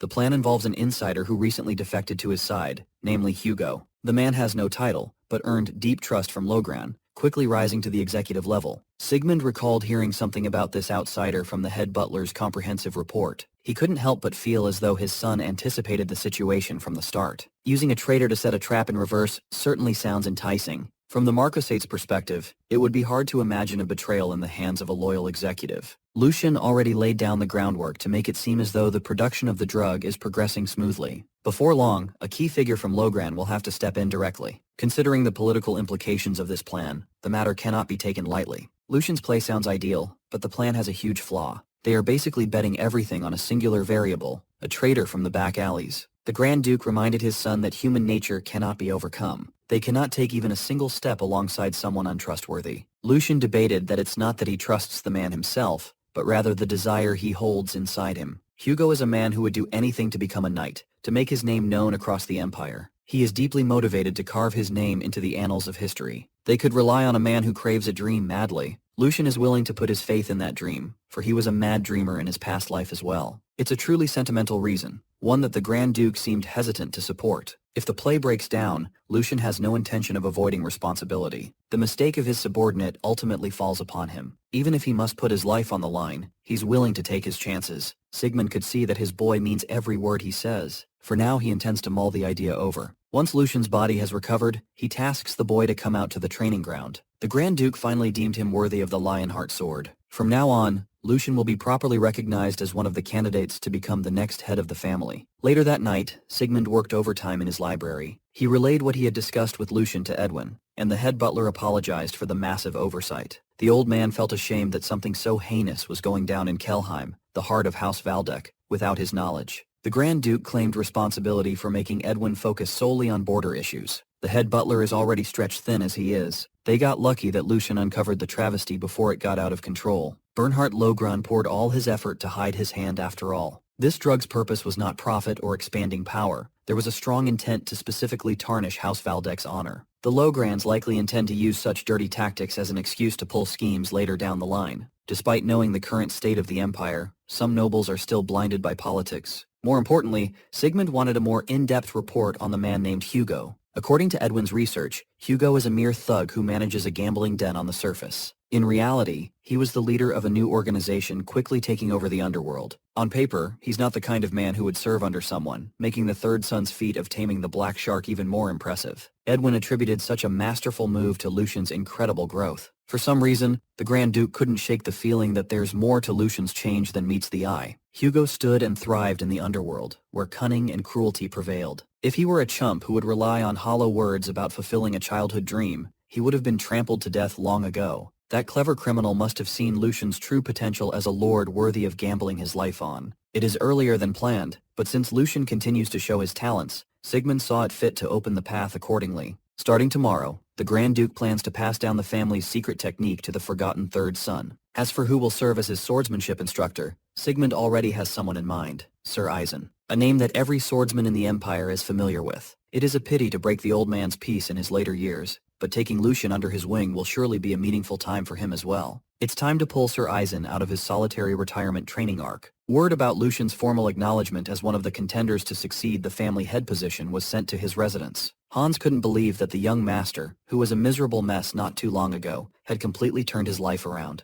The personal servant clung to Lucian like a crying child. Hugo had to step in and pick him up, as if he weighed nothing. Despite the difference in size and experience, Hugo respectfully refers to Hans as his senior. The Black Shark reckoned that, given the young master's talent, being chosen to be next in line was only natural. Considering the path that their master will take in the future, he urged Senior Hans to act accordingly as Lucian's right-hand man. Being called the young master's right-hand man filled Hans's mind with glorious thoughts. He couldn't stop himself from grinning from ear to ear, while humbly claiming that he's still lacking in many areas. With a capable junior like Hugo around, he wouldn't dare claim the title. Hugo played along with Hans's false modesty act, showering him with flattery while lifting him up and down like a child. The way the Black Shark handles Hans certainly showed the difference an experienced employee could bring. Lucian spoke up in support of Hugo's words. Before the news was officially announced to the rest of the family, Hans and Hugo were the first to hear it from Lucian. He must admit that Hans's gentle nature can be seen as a weakness at times. Even so, the kid genuinely cares for his young master. He has the fortitude to remain steadfast by Lucian's side in the worst days. If he gains more experience and continues to grow, he has the potential to excel at managing internal affairs. He will become a more reliable rearguard than anyone else. As for Hugo, his capabilities are unquestionable. Lucian just needs to pave the way to his knighthood. If he can do that, Hugo's abilities will be drawn to their fullest. The Black Shark will become an even more valuable piece in the future, acting as Lucian's strongest sword.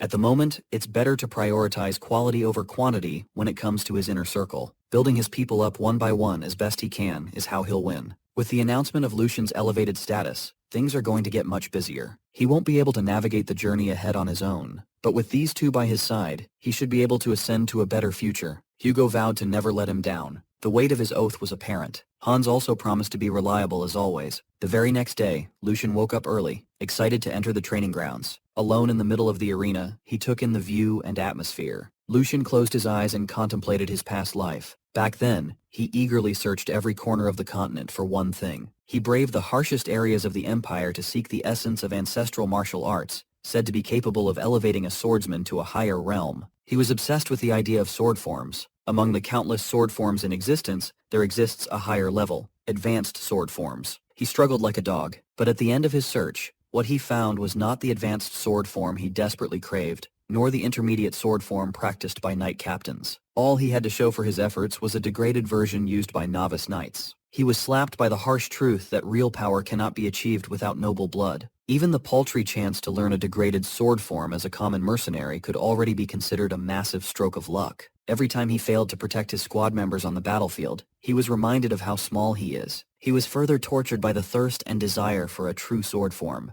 The thing that he so deeply craved in the past is now within his grasp. Passed down only to the successor candidates of the Valdek family, and their closest aides is an ancient sword form that far surpasses even that of advanced sword forms. Today is the day he'll get the chance to learn the coveted Lionheart sword. His mind was racing with possibilities. How great a swordsman can he really become? Knowing that he's inches away from realizing his dream, he actually felt nervous before he could even start. The lesson is still a long way off. He's been so excited since dawn that he's just been pacing around the arena for hours. It would be a much better use of his time to calm his mind with mana circulation before the lesson begins. In his previous life, without proper training, he learned swordsmanship by stealing or by piecing together fragments of knowledge. He never had anyone he could call a master. Day by day, he becomes more appreciative of the unique second shot in life he's been given. Lucian sat in the middle of the arena, his legs crossed in a meditative stance. Unbeknownst to him, someone was watching from above. That someone quietly observed Lucian as he meditated in complete silence. It was none other than Sir Eisen. He's been watching for a while now, yet the boy's focus hasn't wavered at all. He figured that something must have triggered the third young master to shed his past self. The boy who did nothing but cower and hide had become a disciplined man. Initially, Sir Eisen was surprised by the Grand Duke's summons with a job offer to serve as Lucian's swordsmanship instructor. Duke Sigmund admitted that he had nearly given up on the child before. He thought there was no hope.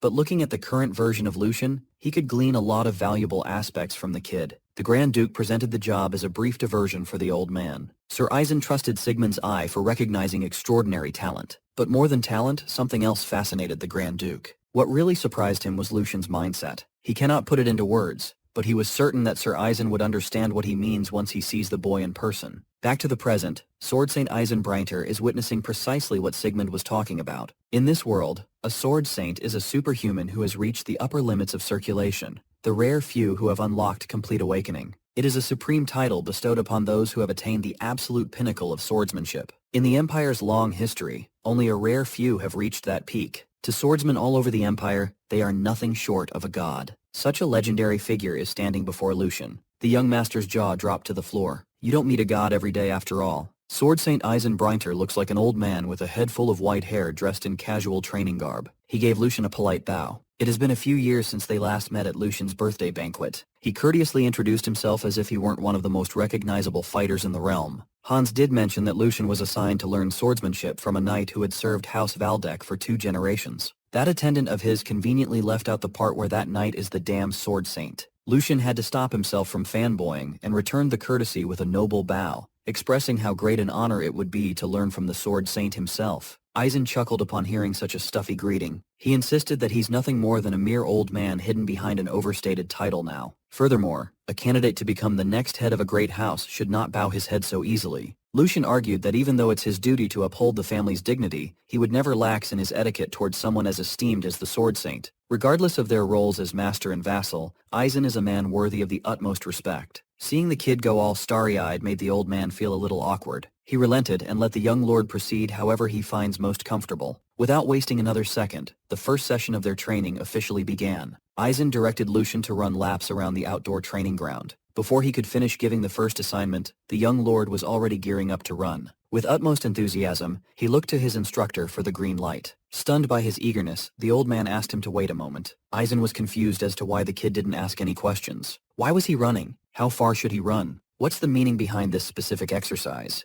Most noble children would pelt him with the same old questions before going full tilt. Of course, Lucian was curious, but he assumed that he was ordered to run because it was necessary. He believes that a disciple should simply follow their master's word and trust the process. Eisen noted the distinct difference between the look in Lucian's eyes compared to that of other young lords. The child possesses a pure and honest longing for the sword. He finally understands what the Duke meant in that meeting. Without any more pauses, he gave Lucian the go signal to go wild and run the laps. With a passionate smile on his face, Lucian stepped out onto the sunlit training ground. While he loops the whole field, Aizen quietly watched from afar. Lucian was taking the simple task of running around in circles very seriously. His every step was evenly paced, gradually increasing in speed. In truth, there was another reason why he followed Master Aizen's order without a second thought. He already deduced the true purpose of this run. He was given a mundane physical task to gauge his aptitude as a disciple. In other words, it's a test to see if he has the spark. Lucian knows this because he used to employ a similar tactic back when he was a mercenary captain. He would give new recruits trivial tasks, chores that no one else wanted to do, and watch on the sidelines. Just by observing their reaction and attitude towards the menial task at hand,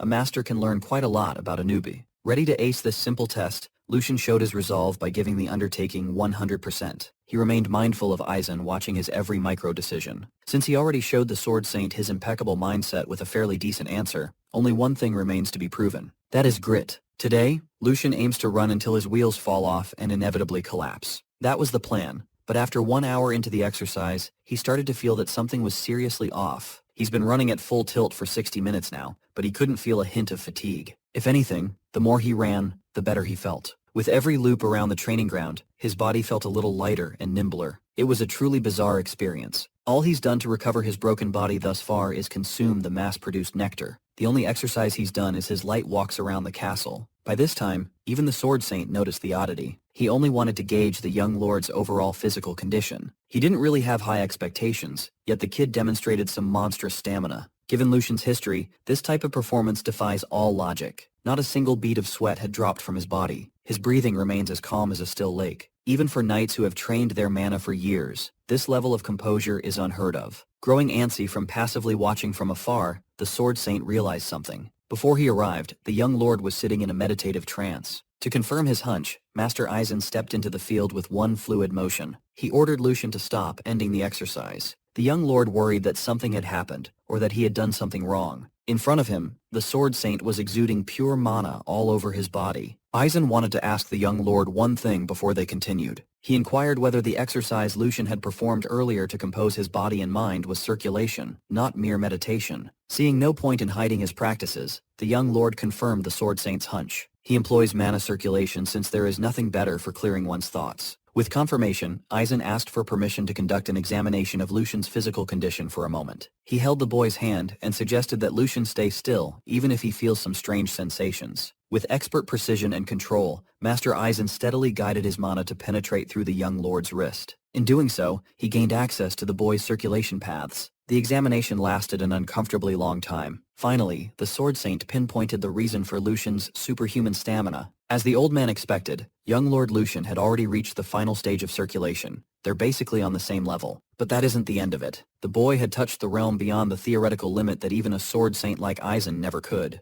This child is actively opening a new path beyond what was thought possible. After completing the examination, Aizen just silently stood motionless for a moment. He gently reeled his mana back to his body and let go of the young lord's hand. With trembling hands, he asked how long Lucian had been practicing circulation, and when he reached the final stage of the process. The young lord was genuinely stunned by the odd question, clearly clueless about what he had achieved. According to the Sword Saint's evaluation, the purity of his mana was akin to fresh snow on a winter field, pristine and untainted. His core was perfectly formed to maximize mana efficiency, much like a perpetually moving water wheel. He's touched upon a realm that only a handful of warriors reach. Some people have trained their entire lives, yet can never hope to catch up. Lucian expected something of this sort, but he didn't expect that he was already close to a state of completion. If that's the case, there's no need to hide anything from his new master anymore. He has a ton of questions about his own condition, questions that only someone like the Sword Saint could answer. Lucian confessed that about a month ago he began intuitively circulating his mana and found that all his pathways had been opened from the very start. He heard that circulation was supposed to be accompanied by pain and blockages. Still, he didn't experience any resistance or discomfort. This kid far exceeded the Sword Saint's expectations. Considered a genius, he only reached the apex after decades of endurance. Looking at the young lord,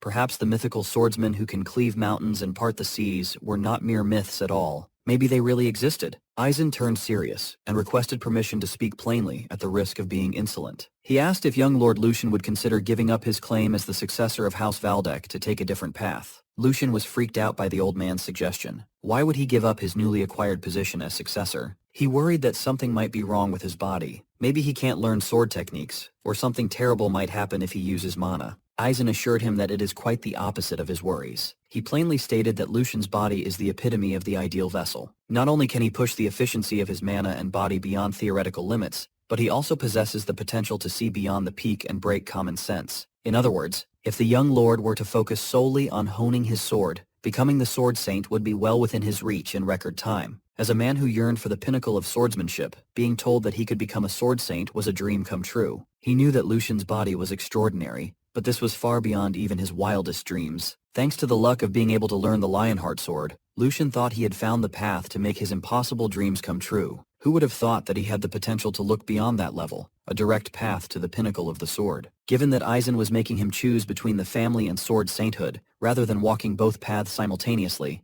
the process must truly be arduous. Master Aizen confirmed that he can only focus on one route. To be precise, the old man simply does not have much time left in this world. Thanks to the power of circulation, he can still move his old bones despite being nearly 100 years old. But Father Time comes for all. He can no longer deny the gradual aging of his physical body. To pass everything on to the next Sword Saint while he's still breathing, even focusing solely on the sword, would barely be enough. If Lucian's memory serves him right, the Sword Saint is set to pass away in 8 years. It is true that they don't have much time. In his heart, Lucian wanted to accept Master Aizen's offer and just focus on the sword. However, the coming age of chaos will bring about a world that cannot be navigated with martial power alone. Those who would survive the pandemonium that would sweep the entire continent possessed legitimacy and nobility. Though the moment he longed for had opened its door, he must think of the bigger picture. He apologized to Sir Aizen. He ultimately chose to remain a Valdek until the very end. The Sword Saint has given him an offer far beyond his current station, a commitment he cannot accept. Thankfully, the old man understood his reservations. He was the one who put the kid in such a difficult position. He lamented wasting his youth only to grow greedy now that he's near death's door. In some way, he wanted to leave a lasting legacy through Lucian when he's gone. Seeing the old man ponder over his long life and legacy, an idea came to mind. He asked the Sword Saint what he would do if someone else with real talent appeared, someone other than him. Far from the Valdek estate, in the middle of the woods, sounds of a galloping horse could be heard. Riding the mighty stallion was a young man wearing noble fabrics. His horseback training was interrupted by an attendant running hurriedly onto the open field. The attendant huffed and puffed for air as he delivered news regarding the third son of the Valdek family. The young noble halted his stallion aggressively. He couldn't believe that the ridiculous stories he heard were actually true. The fourth son of House Valdek, Joshua Valdek, refused to accept that his moronic brother was recognized as a new candidate gunning for the head of the house position. His attendant elaborated that the rumors were confirmed. His Highness, the Grand Duke, had just made the announcement. Furthermore, young Lord Lucian is undergoing swordsmanship training under the guidance of Sir Aizen. Joshua was exasperated. All his life, he's only seen his brother as a nuisance. It's already hard enough to build a support base while being squeezed by his two older brothers. Now even the neutral factions have a new option to rally behind. He would have preferred it if Lucian had just continued rotting away in his room. His attendant advised him to watch his words. How could Joshua stay calm when the support he barely scraped together could waver at any moment? It's infuriating enough having to call Lucian his elder brother when there's only a few months difference between them. The confirmation of the third young lord as a successor candidate pushed him to his wit's end. There must be a way to show his qualifications as well. Since Lucian had recently started learning the sword, he'll be needing a sparring partner soon. He tasked his attendant to prepare a couple of sharp swords. Joshua wanted none of that wooden shit. He needed real steel. He'll just have to show his sickly elder brother that nothing has changed. Lil Bro thinks he's the main character. Back in the training grounds, Lucian is trying to sell the idea of an alternate disciple to the Sword Saint. Although it might take some time to find the prime candidate he had in mind, the man's talent could more than make up for the delay. He promised to bring a student worthy of accepting Sir Aizen's legacy, even 100 years into the future. The old man didn't want to unintentionally leave the young lord with such a heavy burden. It is enough for him that such a talented child would think of him so fondly. The Sword Saint politely thanked the young lord for the kind words and the offer. As expected, Lucian's proposal must have sounded like nonsense to the seasoned veteran. The so-called renowned swordsmen don't even catch his eye. It's only natural that Sir Aizen would doubt Lucian's claim to produce a comparable talent to his own. Even though the Sword Saint rejected the idea, the young lord intends to deliver. If Lucian Valdek's body is a heaven-sent vessel recognized by the Sword Saint, there must also be someone who could rival his potential. In the past, despite having a meager physical stature and a lack of proper sword form training, he knew of a man who could slaughter battalions of fully equipped knights in the blink of an eye. Through pure instinct and talent alone, he became the embodiment of the sword sweeping across battlefields. His blade tasted the blood of countless foes despite being nerfed from birth. A man that Lucian deeply respects, the sword demon, Felix. The young lord had already set his eyes on recruiting Felix. With enough sharpening, that guy could become his strongest vassal. It would be fitting to bring him under the tutelage of Sir Eisen. The topic of legacies aside, Lucian's own training cannot lag behind. The Sword Saint brought out a target dummy and handed him a wooden sword.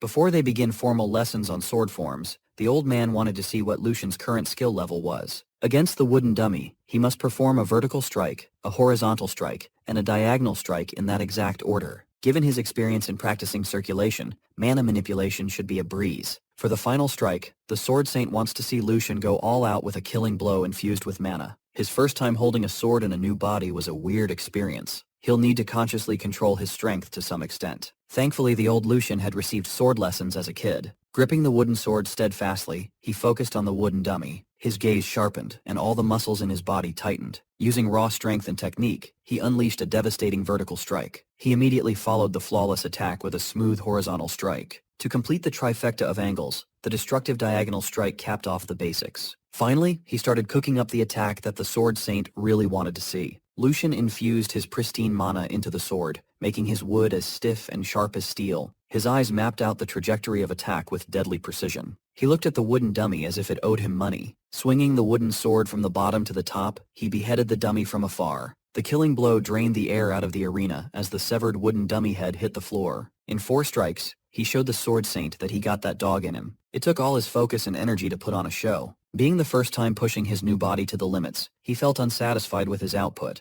but it's not too bad for a beginner's display. Lucian wondered whether Sir Eisen would become even more demanding now. Surprisingly, the old man remained stone-faced. With a chuckle, he admitted that the young lord surprised him once again. To put his performance into words, he described it as utterly pathetic. The young lord thought he was about to be showered with praise, only to receive a pointed insult. Sir Eisen does not know the reason, but Lucian is chock full of bad habits when swinging the sword. It was like he never learned the core principles, the very basics of swordsmanship. In simpler terms, he swings like a mercenary desperate only for survival. He focuses solely on power and speed. The balance between his body and mana was off. For those reasons, the natural sharpness of the sword is dulled, and wide gaps appear between every movement. Furthermore, he took an embarrassingly long time to infuse the sword with mana for the final blow. By Lucian's count, he channeled mana into the blade in about 1 or 2 seconds, tops. He must recognize that those 1 or 2 seconds of vulnerability are more than enough time for a decent opponent to take his head. In the case of the Sword Saint, he only needs a fraction of that to decapitate the young lord's head. For this first lesson, Lucian must begin by understanding the weight of mere seconds in a fight. That fleeting moment could be the deciding factor between victory and death. He didn't even realize that the old man had moved until the tip of his wood touched Lucian's neck. Lucian was forced to reckon with the fact that there are levels to this shit. He was a fool. He could have died a second time without even noticing. He was too busy enjoying the sweet life of a highborn young lord, which made him complacent. With utmost sincerity, Lucian vowed to take this valuable lesson to heart and work tirelessly to correct his bad habits and mindset first. Sir Eisen wisely ruminated that even a gifted body can never be omnipotent. One cannot defeat an experienced mana user by relying on brute force alone. Dissonance between body and mana leads to wasted energy. It creates exploitable gaps and invites crisis. To draw out the true power of a blade, the internal and external forces must form a single flow. True power is born from that harmony. To demonstrate, the old man unleashed a simple lightning-quick strike against the wooden dummy. At first, it seemed like his attack didn't leave a single scratch on the dummy's surface. Then suddenly, the whole thing burst into a million little pieces, scattering all over the arena. This is the path of the sword that the young lord must walk from now on. A few days have passed since their first training session. The master and student have moved from dummy practice to practical sparring. While Lucian goes all out with every attack, Sir Eisen blocks exclusively with one hand. Even with the handicap,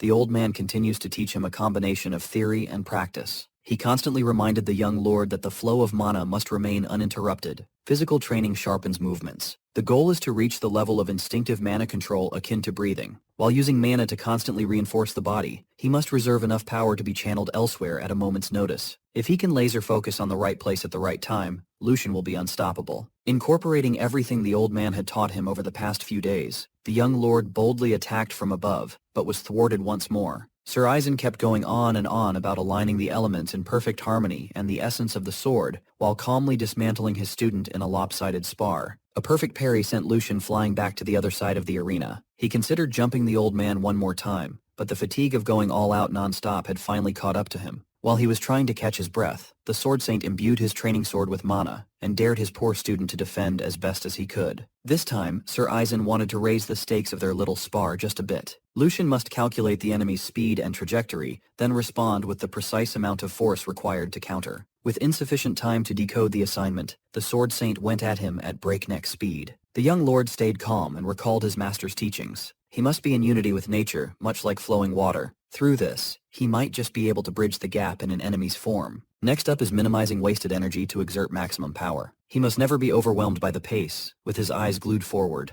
The lessons that have been drilled into his body and mind finally bore fruit as he infuses mana into his wooden sword at record time. Meeting Sir Eisen's devastating attack at the right angle and the right time, he was able to successfully parry the sword aimed at his head. For the first time since he started properly learning the way of the sword, he didn't feel helpless. The perfect mana of the genius and the effortless power of the Sword Saint collided. Sir Eisen held on to the clash as he evaluated the young lord. Having seen enough, he gently pulled his wooden sword away, diffusing the impact. He decided to call it a day, and concluded the training session. For now, Lucian must carve the sensation he felt today deep into his very soul. If he can do that, he'll be considered a first-class swordsman. The young lord awkwardly laughed. This old man's instructions are easier said than done. Forget about etching the feeling into his soul. He couldn't even feel his legs, leading to a clumsy fall. Completely drained from such intense training, the young lord thanked his master from the bottom of his heart. Around them, the arena had been partially demolished. These days, laborers are regularly called to repair the damage done to the training grounds. Every time the laborers come in, the place just looks worse and worse. They couldn't even picture what kind of training the young lord has been undergoing to warrant this level of destruction. Fresh out of sparring with the Sword Saint, Lucian had to take a minute sitting on his ass to recover from the torturous pace. He was just thankful that he survived today's session. Who would have thought that the old man's harsh method would ultimately erase a lifetime of bad habits he racked up from his mercenary days? If being tortured in the arena every single day is what it takes to break him down and build him up, then so be it. The pain only serves to accelerate his understanding of concepts quickly. The more he sees Sir Eisen, the deeper his admiration for the Sword Saint becomes. This old man constantly creates crises tailored to the young lord's current skill level to elicit a perfect reaction paired with sharp instructions. Lucian is well aware that what Sir Eisen does is far easier said than done. He has a constant and accurate read of his student's body. Simply entrusting the body to be molded by his teachings can bring about tangible progress every day. Until now, Lucian thought that the secret to a great sword form was a non-stop grind for a higher realm. He never considered the concepts of balance, reserve power, and flow as he does now. The most important element of the process was already within him. If he had known these teachings in his previous life, things would surely have gone differently. In his final face-off against the Commander-in-Chief, his sword could have gotten much closer to that man. Even now, he still remembers the vivid details of his death and defeat. Running a theoretical bout in his mind, he wouldn't have gone down without a fight. Perhaps he could even surprise the commander with a more well-rounded understanding of the sword. The stain of his overwhelming L remains in Lucian's head. Now that he's recovered enough, he feels like stopping his training here would be a waste. If he can find a suitable opponent somewhere nearby, perhaps he could gauge his progress against a more fitting adversary. The gods immediately gave him what he was looking for. His little brother, Joshua Valdek, marched his way into the training ground with an attendant in tow. Ignoring Lucian, Joshua paid his respects to Sir Eisen. This boy had the nerve to call himself the Sword Saint's disciple out of nowhere. The Sword Saint remained cordial, and asked why the fourth young master paid him an unexpected visit. He politely insisted that Joshua return at a later date since he's occupied with young Lord Lucian's training. The impudent child's attendant couldn't stop his young master from barging in and stealing the limelight. In so many words, Joshua declared that since his elder brother had committed to training, he had only come here to assist with practice as a younger brother with far more experience with the sword. Based on the little shit's insulting smile, it was clear that he's just talking out of his ass. Nevertheless, Lucian was elated. The perfect opponent had just arrived. He can finally pass down the agony he suffered over the past few days.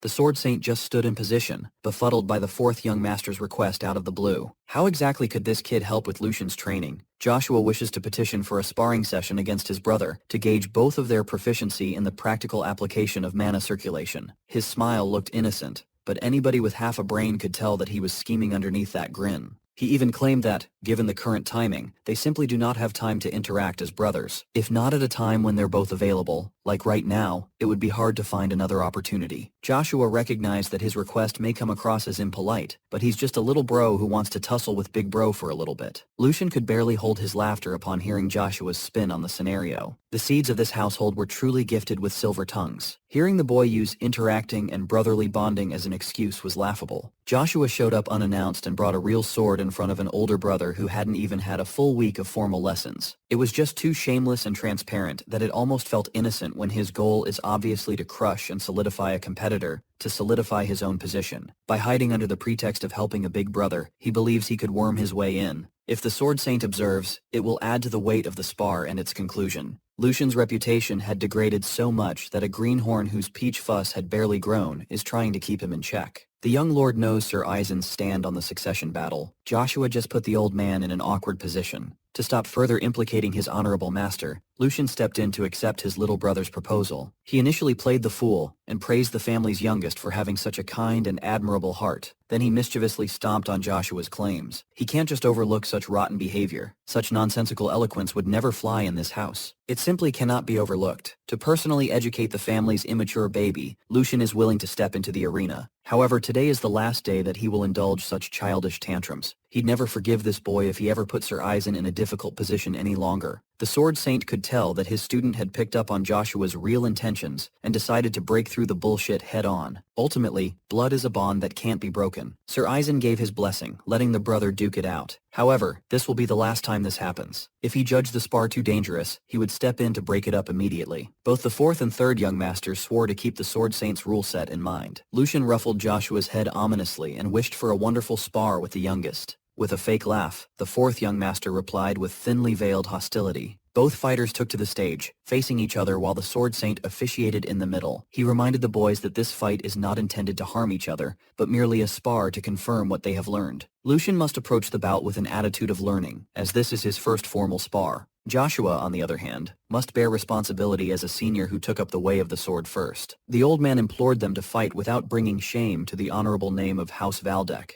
To signal that they're ready, both brothers drew their blades. Gripping the handles of their respective swords, the young masters eyed each other intensely. Joshua wasn't used to Lucian acting like an older brother and standing up for himself. Every time he emphasized that he was older, Joshua took some mental damage. He really could not bear the few months gap that made this guy his older brother. At least he's done with the hard part. He wormed his way in, and he can stop Lucian from flapping his mouth by the end of the spar. In Joshua's mind, this is not about who was born first. It's about who's truly the superior talent. At this point, he was barely hiding his disdain and viciousness. He was showing expressions one wouldn't even make against a mortal enemy. Directing his complete attention to the steel sword in his hands, Lucian felt right at home with the cool and heavy sensation it brought. It has been 2 months and a whole lifetime since he last wielded a real weapon. If it were back in his mercenary days, he would have probably used all sorts of dirty tricks to win against a noble brat. But today, he will proudly fight with a style befitting the Valdek family's third young lord. If in the heat of the battle, he happens to use a sword technique he learned from his past life, the old man would surely notice. Even though Joshua is a sinister and cunning snake, Lucian must keep in mind that this little one is just a naive kid who doesn't know how the world truly works yet. He really wanted to keep this spar appropriate as a big bro courtesy. Still, Joshua decided to talk shit, asking where his earlier confidence had gone. The fourth young master interpreted his sneaking glances as fear. He reckoned that with a real sword in hand, the shame of the family must be feeling the heat now. He even cited that, though major accidents often occur in real sword spars, such incidents occur only when the fighter's skills are somewhat evenly matched. The little shit suggested that they could give Lucian some training wheels by swapping back to wooden swords. That won't be necessary though. He really wanted to keep this whole ordeal appropriate, but it sounds like Joshua really wanted to experience real pain. For a sibling who won't listen, a good-ass whooping is the only effective cure. Once more, he referred to the little shit as youngest, enunciating every syllable for maximum mental damage. Easily provoked, Joshua shifted his weight onto his lower body, ready to attack. He sped up and tried to close the distance with quick and heavy steps. His only desire is to make Lucian regret his words through unadulterated violence. Lucian tightened up his form and anticipated the attack. As expected, teaching his brother a lesson with self-imposed restrictions won't be easy. At the end of the day, Joshua had also received teachings from the Sword Saint. His fundamentals and movement are not at a level to be taken lightly at all. Furthermore, Lucian is still feeling fatigued from exhausting most of his mana from the spar with Sir Eisen earlier. Thankfully, there is no hiding Joshua's severe lack of experience. He fell for such light provocations so easily. Lucian geared up and infused his lower body with mana.